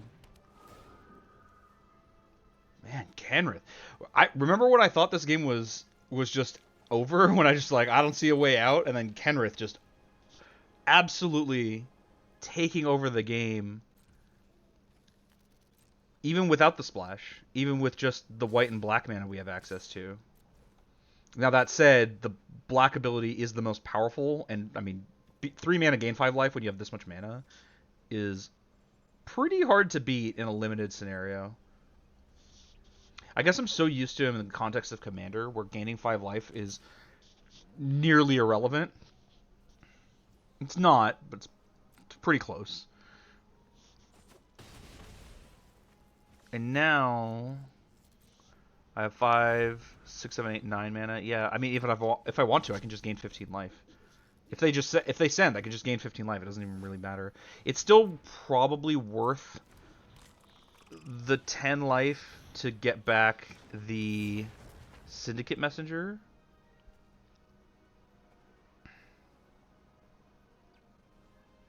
But now their attacks are so much worse now that the Shadewing Laureate means every chump block grows my team. And these chump blocks are near on free. They cost me mana, but that mana is only going to be gaining life otherwise. They might not even attack here. Oh no, they're attacking with everything. Okay, it's the opposite of not attacking. Okay, so let's see. I probably if I just gain 15 life, what happens? I go block the Hazda Marshal with the Pilgrim. Block this. I think I'm just gaining 15 here.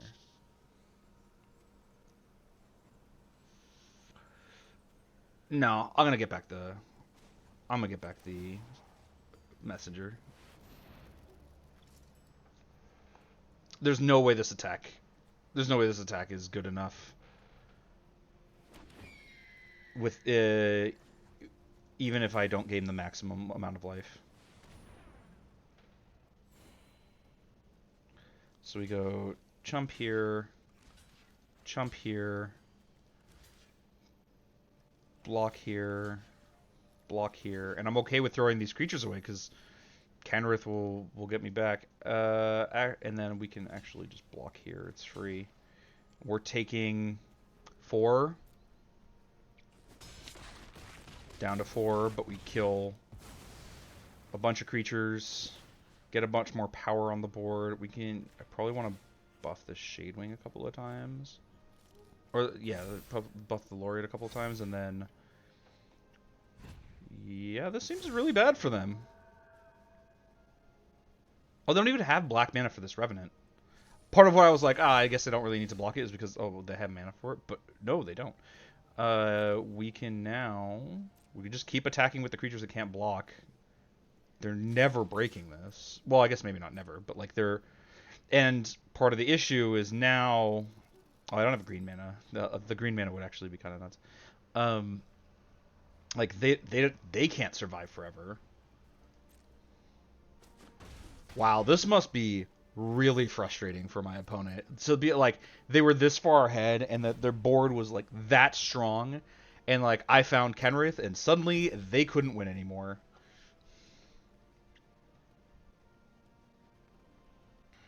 All right, 11, 12 mana. I can just gain 20 life if I need to. I might just do that. All right, sack that, draw 3 cards. Yeah. Yep. And now it's probably even too late. If they find a removal spell for Kenrith, I can just gain 20 life in response. And then ask them what they do about the Strangler. Can they do another 20 damage to me? I don't know. I think at this point... is it still worth 10 life to get that back? Yeah, probably.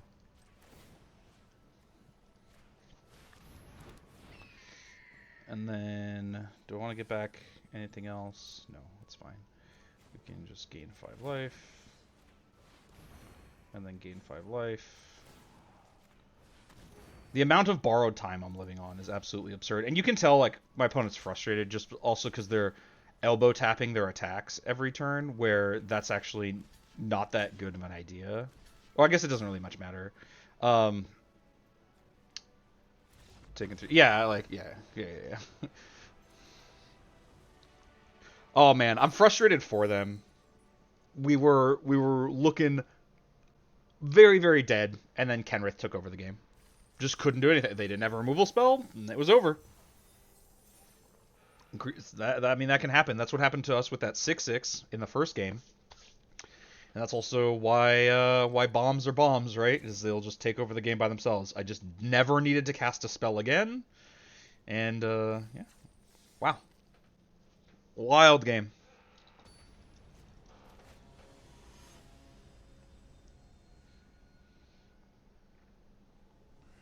We're pretty close to the end of this draft, too. Yeah. This hand seems fine. We could use another swamp so we can cast this Defiler. It's one of our few double black spells. But... Oh, our opponent's saying hello. How nice of them. Hello back. Hacha. In response. You don't gain your life yet. Deal with it. Okay, you can gain your life now. Alright. Summon good boy. Drawing the Syndicate Messenger is kind of nice. Ooh, Lotus Field is interesting. Because it means we have a 4-mana play even if we don't play the Defiler. Or if we don't find a swamp for the Defiler. Okay, we found Lion Sash, so we can go attack with the companion, play Lion Sash, play Lotus Field, sack our 2 lands.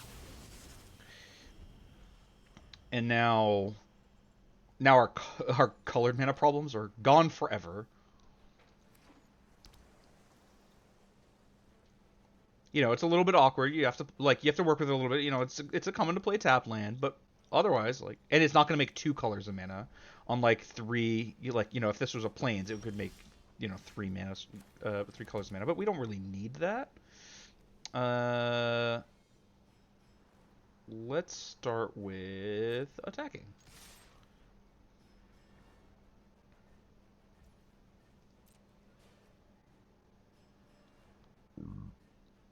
Do you have a thing? Fierce destroy an attacking creature. Yep, that happens. Fair enough. Well, let's play the Defiler. And we're moderately likely to make use of it. This gives +1/+0 and indestructible to your team. Or is it a 2-target creature? 2-target creatures, okay.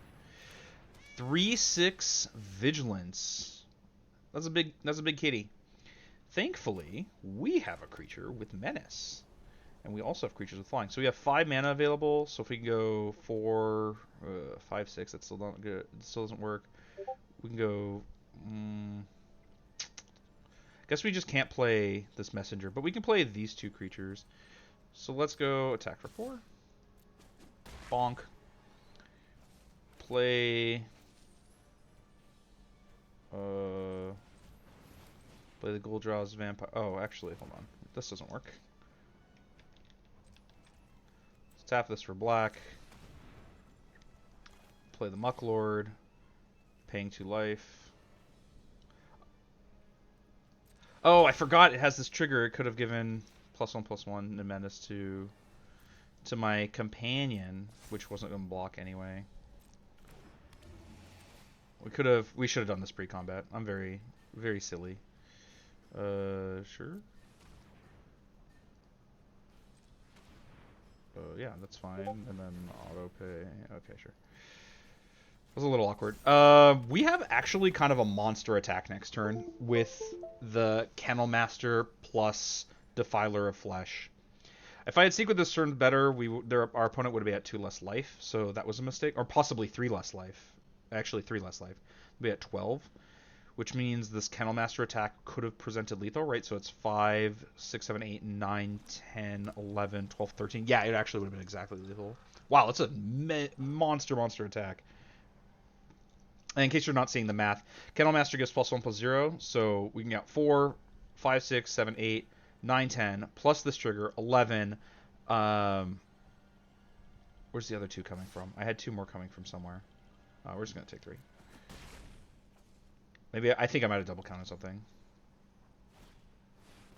3, 4 flying. Okay, so now we're still going to play the Kennel Master. I think that's the only thing we're playing, though. 4, 5... Yeah, we don't have enough mana to do anything else. So, Kennel Master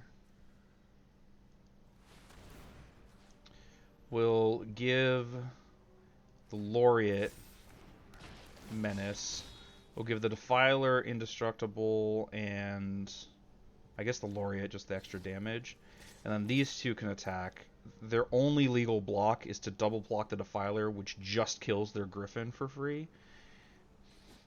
Yeah, so they're taking all of it.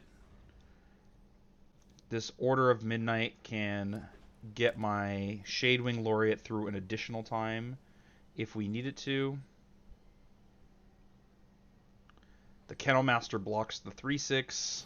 The Griffin can just get in. Let's see, what is this? Quende, Pride of Fairmouth, double strike, with first strike and double strike. Sure. Enters the battlefield, incubate 2, permanent transforms into fraction, put 1 count. Sure. All of that is pretty irrelevant because I think right now we're trying to win in the air. Do I want to get back the Lion Sash? I suppose I do. It's pretty free.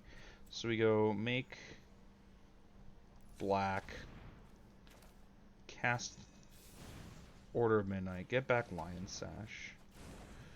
Cast Order of Midnight, paying 1 less mana. Give the Laureate Menace.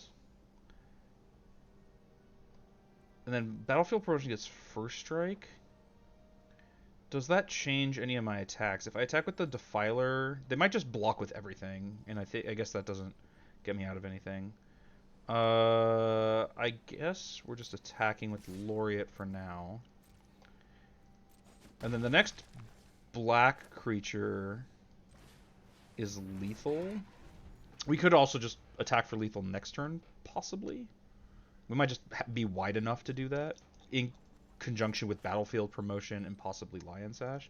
Because remember, while we've been using this Lotus Field as our only black mana, it can just turn into a bunch of white mana for this Lotus Sash. Sage Road Denizen, target one blue creature. Okay, sure. This makes killing a little less likely. But we just have lethal in the air with our pump spell, right?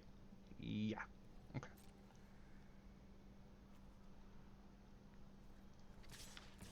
Send these two. This game brought to you by another bomb, the Defiler of Flesh, doing absurd amounts of work here. By the way, we missed 2 damage, so we could have killed last turn if we hadn't missed that 2 damage. Also, our Shadewing Laureate doesn't die because First Strike kills our opponent. Not that that really matters. Good game, opponent.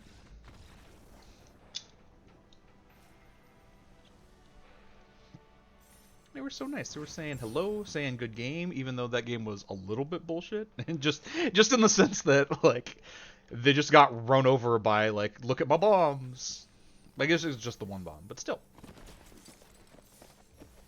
And by the way, that turn with the Houndmaster, that's why we took it. I had seen it do stuff like that before. I didn't play much. Actually, I didn't play any call time, but I had watched enough drafts where I'm like, oh, no, this card is the real deal.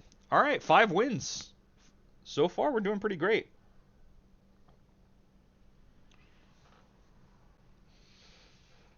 I hope y'all are enjoying the Magic content. Those of you who are here for the politics stuff, I'm sure, are not necessarily here for this. But some people like the Magic stuff, so I hope you're enjoying it. I hope you're having a good time. Hope your day is going well. All that good stuff. Deadly Dispute plus Vengeful Strangler is a combo, and I like Deadweight. Yeah, it sounds sweet. I was never going to throw it back, but just also noting the extra upside. Furnace Skull Bomb. You can put 2 oil counters and draw a card, or just draw a card. Okay, cool. We'll play the Swamp. We can hide white mana for a while. There's not much of a reason to do that, but we can. All of our spells are black. So our opponent has both red and green mana available. Here's a Vengeful Strangler.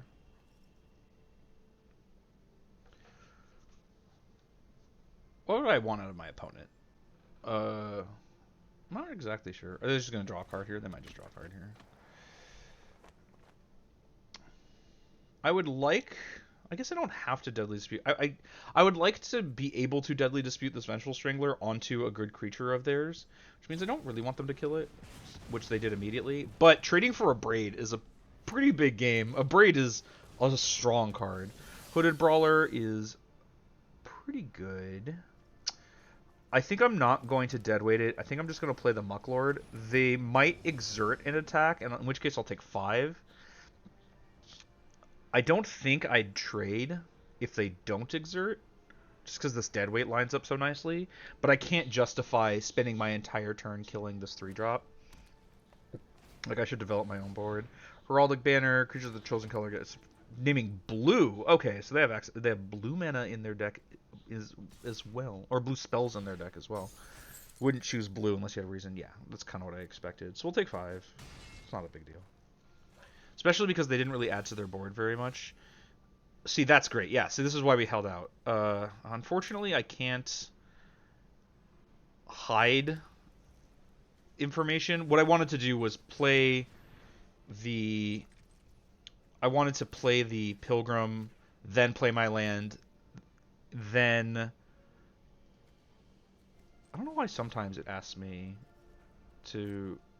Oh, it's because I did Control Z. Then play my land, then play the Deadweight, so it could be like, oh, this is the planes I got off of the Pilgrim of the Ages. However, the planes doesn't cast the Deadweight, so unfortunately I don't get to hide that information.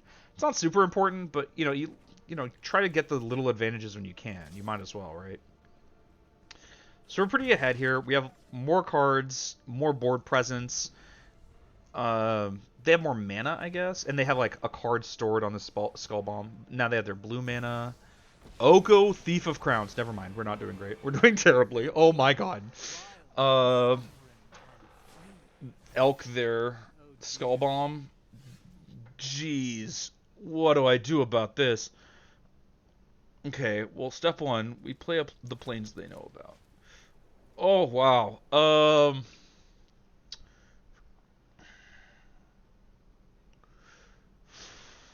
Okay. Step one, I think we're attacking Oko. They're certainly going to block with something. Yeah. So they block there. We deadly dispute it. Put the counter on the Pilgrim. We need to get Oko dead. And I'm not sure that we can do that, but we need to make efforts at it. Okay, and now we can play the Swooping Protector next turn. Or on their end step, since it has Flash. Oof, that is rough. Oko. Whew. Yeah, no wonder you are playing blue. Wow. Let's see if we can beat a bomb. Can't be blocked by creature's power 2 or less. Okay. Even if we can beat the Oko, we might die to the board they build in the meantime. I don't know how much other blue stuff they have in their deck. If they don't, they can just elk their banner. Oh boy. Okay, they're making a food. It's not poison. Trust me. If we have a way of doing something about the boar, we could kill Oko. Okay, so I'll play the Protector. I forgot about the treasure that Deadly Dispute makes. So let's play that. No. Oh, I guess the Strangler could help us. So let's recover the Strangler. That's like our backup plan, I guess. Battlefield promotion.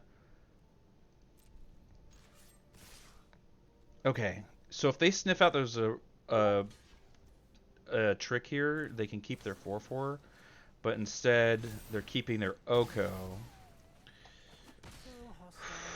We're making a play. We're making a go of it. We have a real shot to beat Oko here. It's not going to be easy by any stretch, but it is possible. We'll see if we can beat the board they make while we're killing Oko. Yeah, so now they have 2 Elks. Plus whatever they play. Trove of Temptation. What is this card? Each opponent attack you or planeswalker you control this one creature to combat if able, and instead make a treasure. That is not a problem whatsoever. Okay. So now... So I have 7 mana. Okay, so now we still attack Oko with everything. Double blocking the Pilgrim. That's interesting. I guess that's free for them.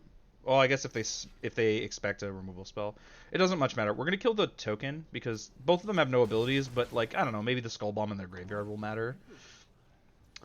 Then we go play. We can play Vengeful Strangler, which they know about, and Bartizan Bats. I just want as much power on the board as we can get. We might beat Oko. If we beat Oko, that would be, whew, that would be impressive. I'll be pretty happy with that. That'd be great. It's not impossible. It's a strong card. It's not an unbeatable card. It's just very, very close to unbeatable. In case you're not familiar of the terror that is Oko Thief of Crowns. So it's 1 green blue, comes in with 3 loyalty. +2, make a food token. Yeah, we saw those. We saw one of them die just now. +1, target artifact or creature loses all abilities and becomes a green elk creature with base power and toughness of 3/3. And you can the -5 is you can exchange target artifact or creature you control with and target exchange control of target artifact or creature you control, and target artifact and target creature and opponent controls power 3 or less. The last ability, I goofed it up so much because it's just so rarely relevant. The big thing is like it's just this constant source of 3/3s, which is just hard to beat, and it comes down really early. It also nullifies the quality of your creatures. If they wanted to, they could be like, okay, I'll turn your oh wow, that's a big cost. They could like turn my flyer into a 3/3. As it stands, security bypass. What does this do? Can't, as long as it's attacking alone, it's unblockable. And when it deals combat damage to a player, it connives. That is pretty good.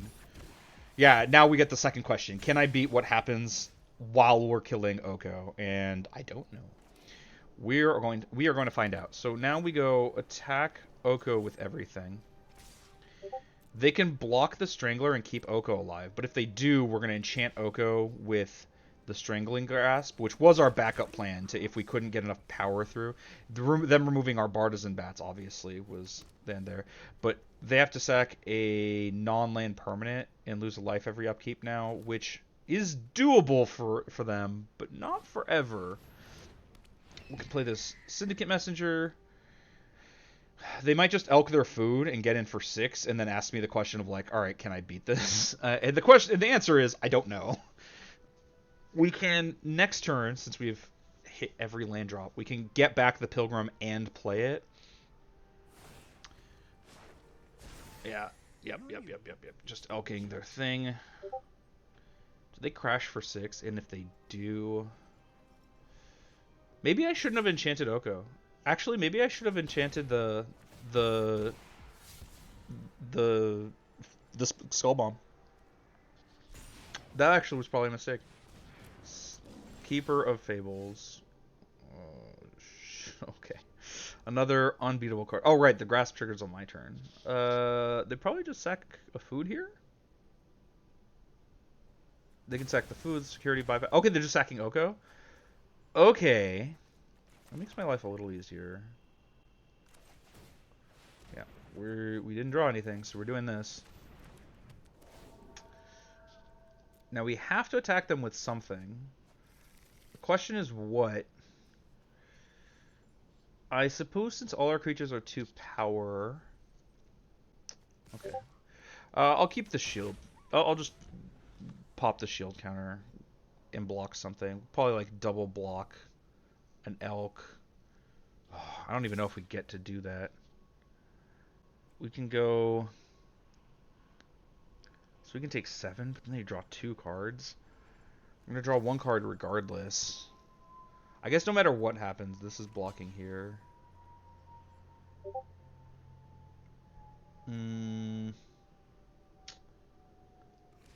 I think we double block. The reason being, I'm trying to think like what our possible outs are here. And I'm remembering that game where Kenrith just took over everything. If we draw Kenrith here, I think we're still good. I think we can still make a go of this. Okay, we drew Puncturing Light. What does that do? Well, it means that we can go... Oh, but we still have to attack with something. We can kill a 3/3. Oh, but then this is just... Oh, no, they can't pay for it. The fact that we have to attack with something is a big deal. So we can play... We're going to play this Plains. We're going to put this back in our hands. And I guess we just play it.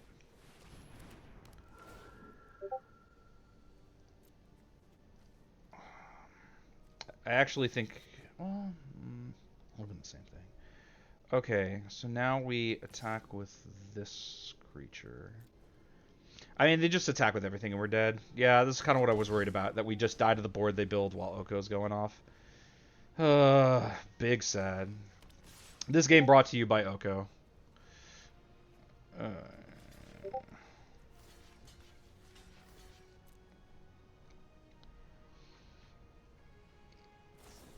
Sure, whatever. Bombs are good. We made a go of it. That was pretty. We came pretty close to stabilizing. We drew a couple too many lands. I mean, we saw like 11 or 12 lands that game. Obviously, we searched for at least 2 of them. But if we found, I don't know. I mean, obviously if we found Kenrith at the end, I think we were fine.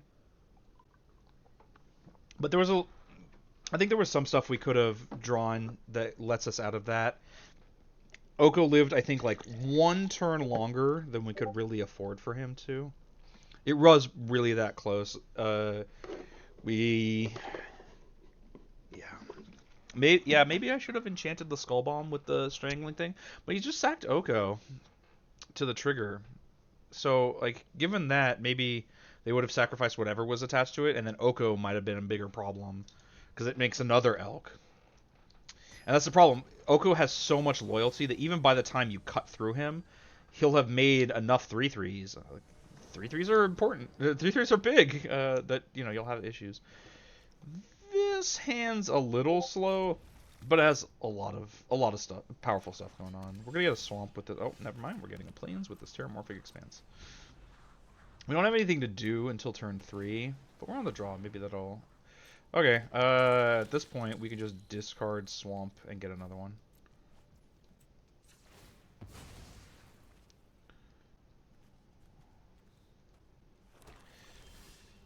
Spirited Companion, a great draw.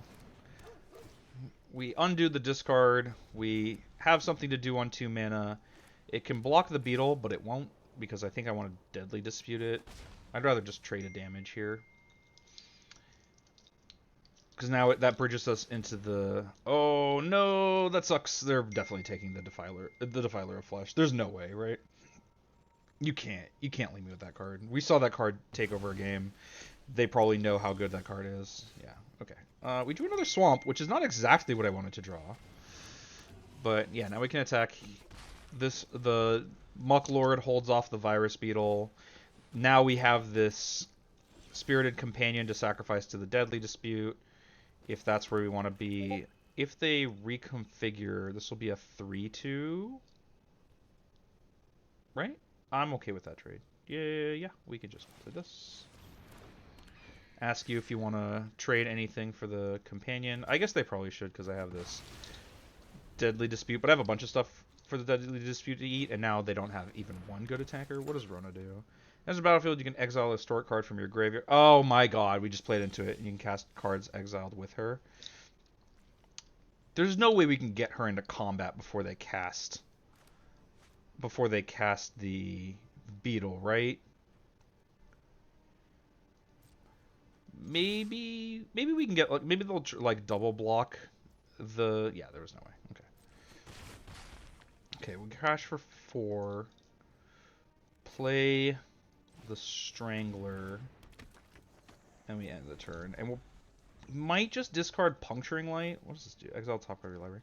We might be in the business of discarding Puncturing Light. Because this other stuff has just so much value.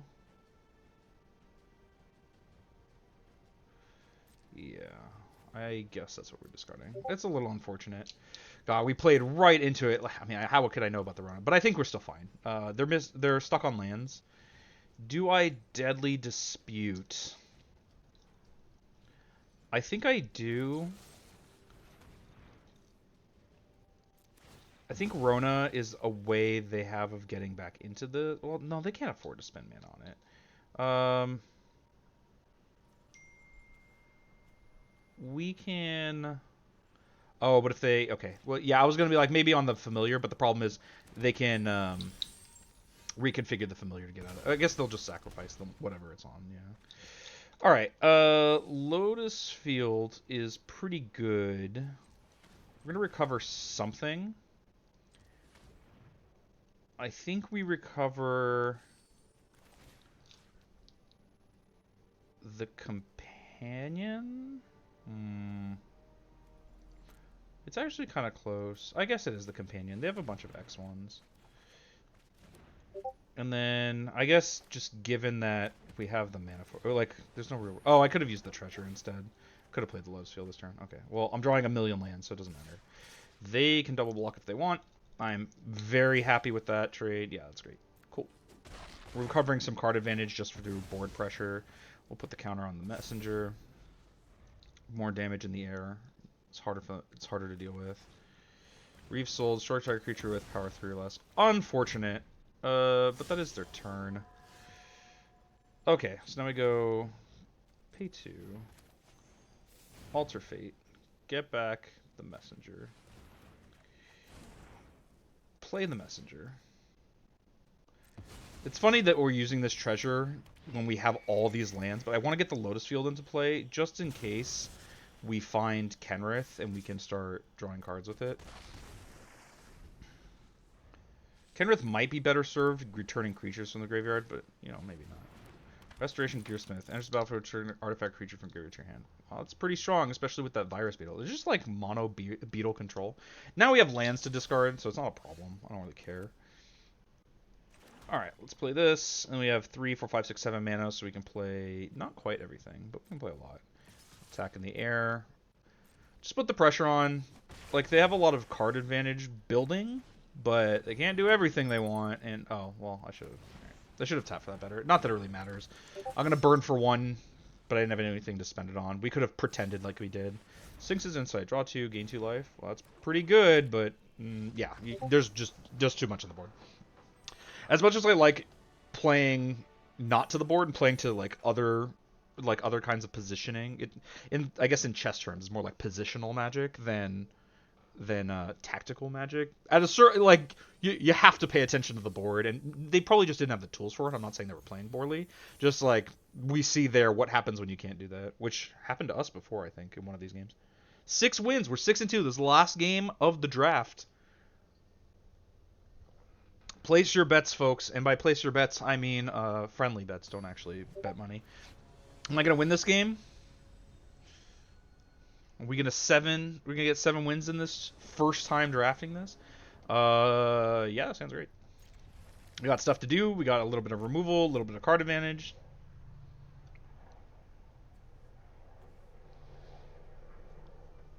I hope the Discord messages aren't bothering you. I don't know if you can hear them. They've been just kind of popping off. I really hope they haven't been that much of an issue for anyone watching. Well, that is a great draw. I need another swamp to cast it, but I have multiple turns to find it. Even if I can't cast it right away, I don't have anything that it powers out. It's just 4/4 Menace is already good. That's interesting. I could give up this turn to ensure the Defiler of Flesh comes down next turn.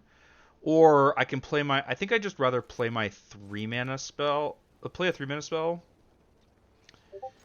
And then play another 3-mana. If I don't hit a swamp, I can play another 3-mana spell and play the Lotus Field. Just to, like... I'd rather play, like, cast 6 mana worth of spells, I guess, rather than... Oh, I wish I hadn't played my land now, because maybe I just killed it. Well...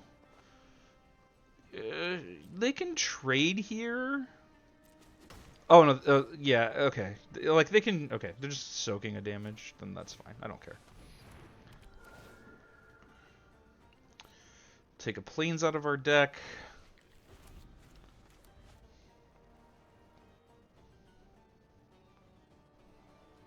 We'll see what we want to do from here. A 1/2 flyer? I don't really care that much. Sure, you get in for 1. I'm attacking for more, which is nice. Our opponent on Grixis mana over there.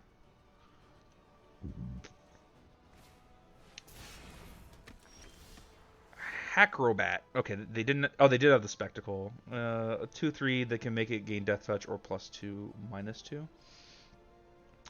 Okay. Let's... I think I'm okay with, like...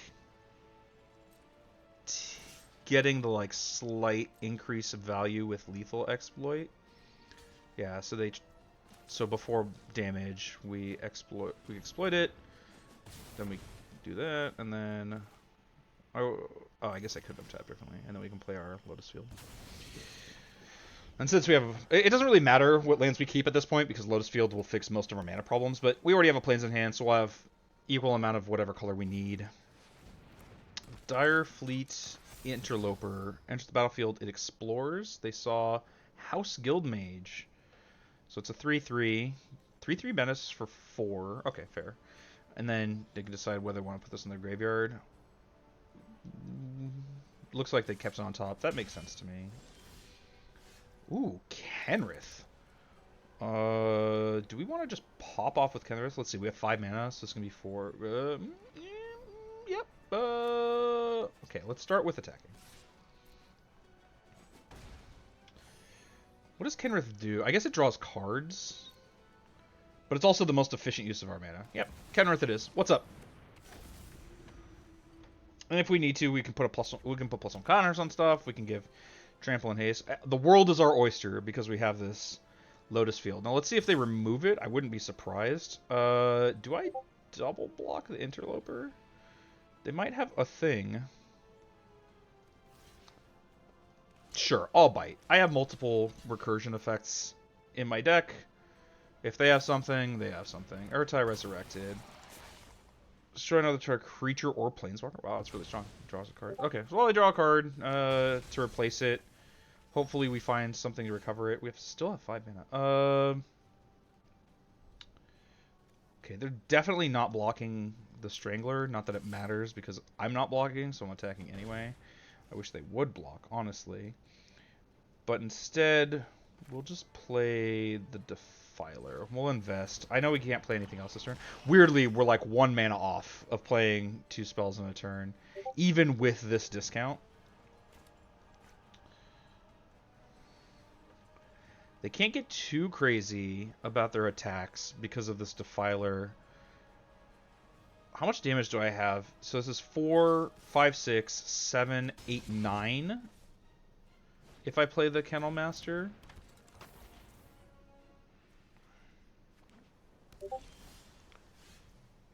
This is a 10th damage if I want it. I guess we're just attacking with everything first. Yeah. We'll attack with everything first. If they double block, which is not unlikely, or I guess not impossible, then we have the blowout with Battlefield Promotion. And then if not, we can just play... We'll pretend like we have a white spell. We can just play the Syndicate Messenger, which does block at least some stuff decently well. And we just got in for 6, which, remember, we have a lot of damage out of hand if this Kennel Master lines up the way I want it to. Greasy Journey Mage deals 2 damage to each opponent. It's like, if you control another wizard, which I'm sure they do. Yeah, they have multiple other wizards. Attack for 3, 4, 5. Do I trade with Urtai? I'm pretty down to trade with Urtai. They might prevent my Defiler from untapping.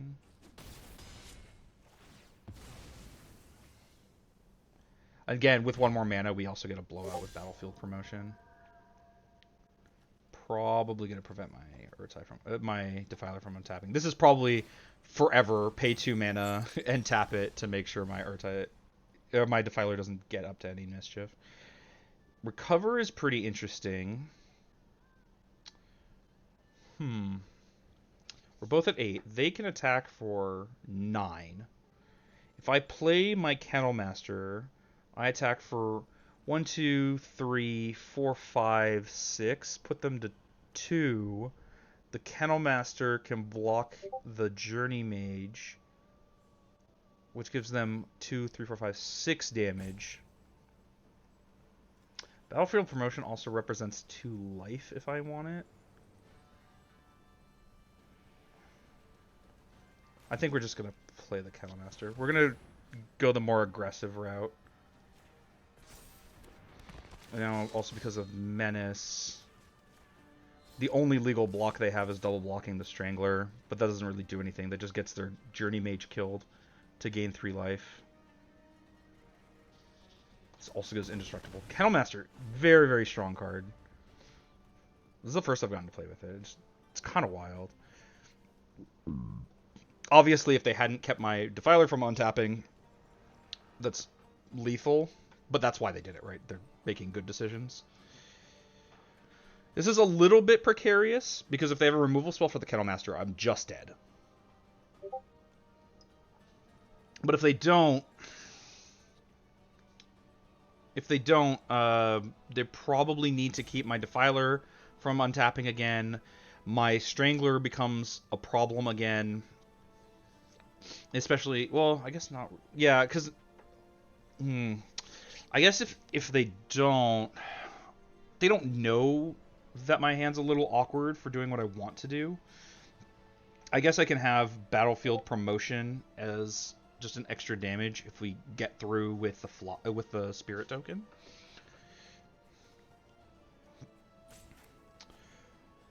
I might be a little short on reach to end the game, but they're doing a lot of thinking, which makes me think maybe they just don't have as much as they'd like, and maybe this is too precarious. Maybe they're barely not going to be able to survive this,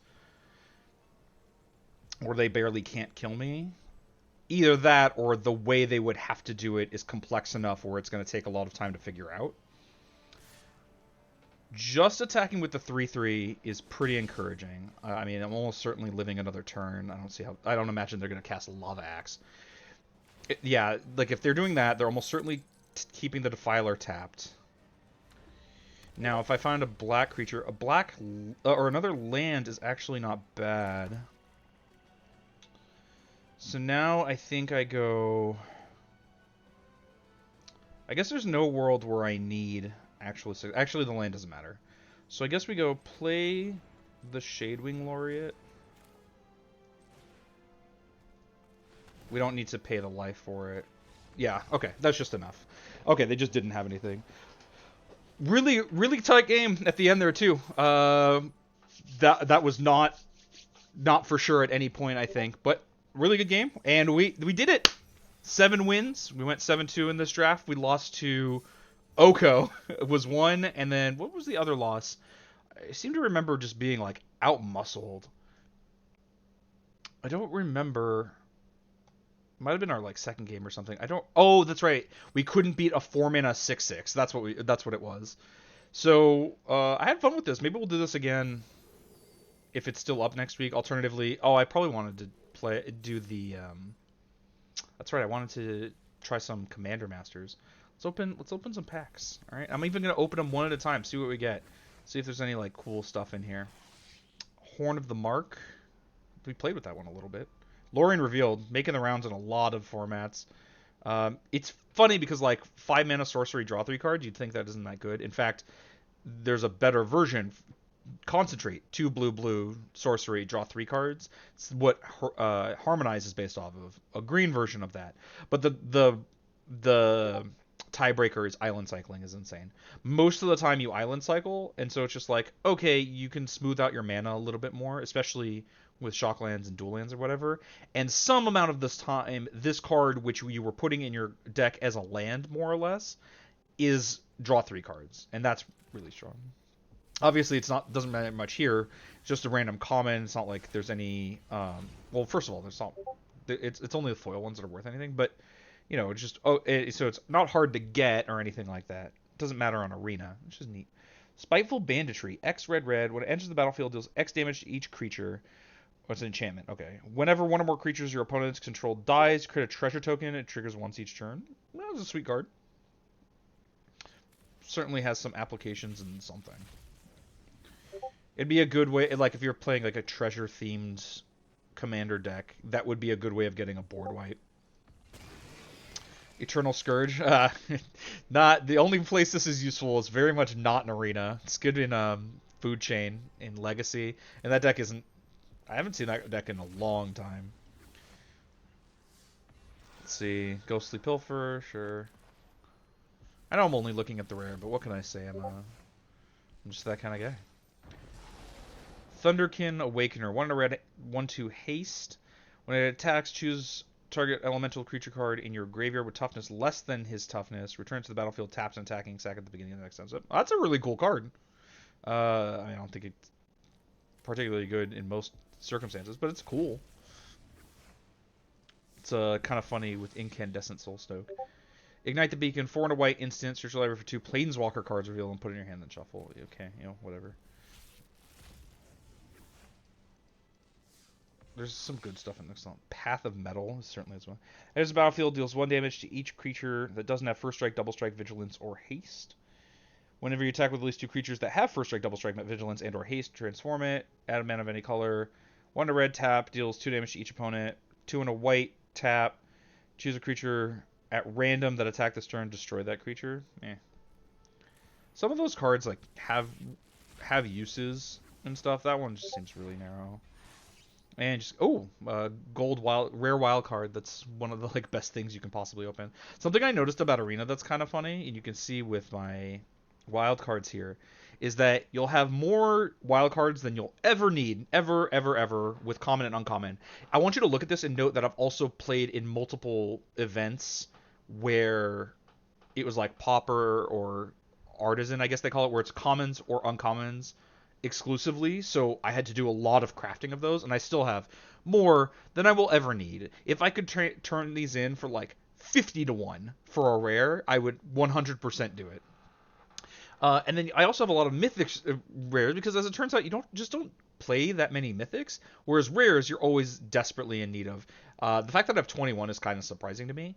If we get enough, maybe we'll start playing some constructed Magic. I'd be down to do that again. But for now, I think we have done a decent amount of playing today. I enjoyed it. I might play this more on my own. How long will this be up for? Does it say? Normally it says. Huh. Well, we'll see. We'll see if we do Commander Masters or this or whatever else. But I think I'm gonna sign off now.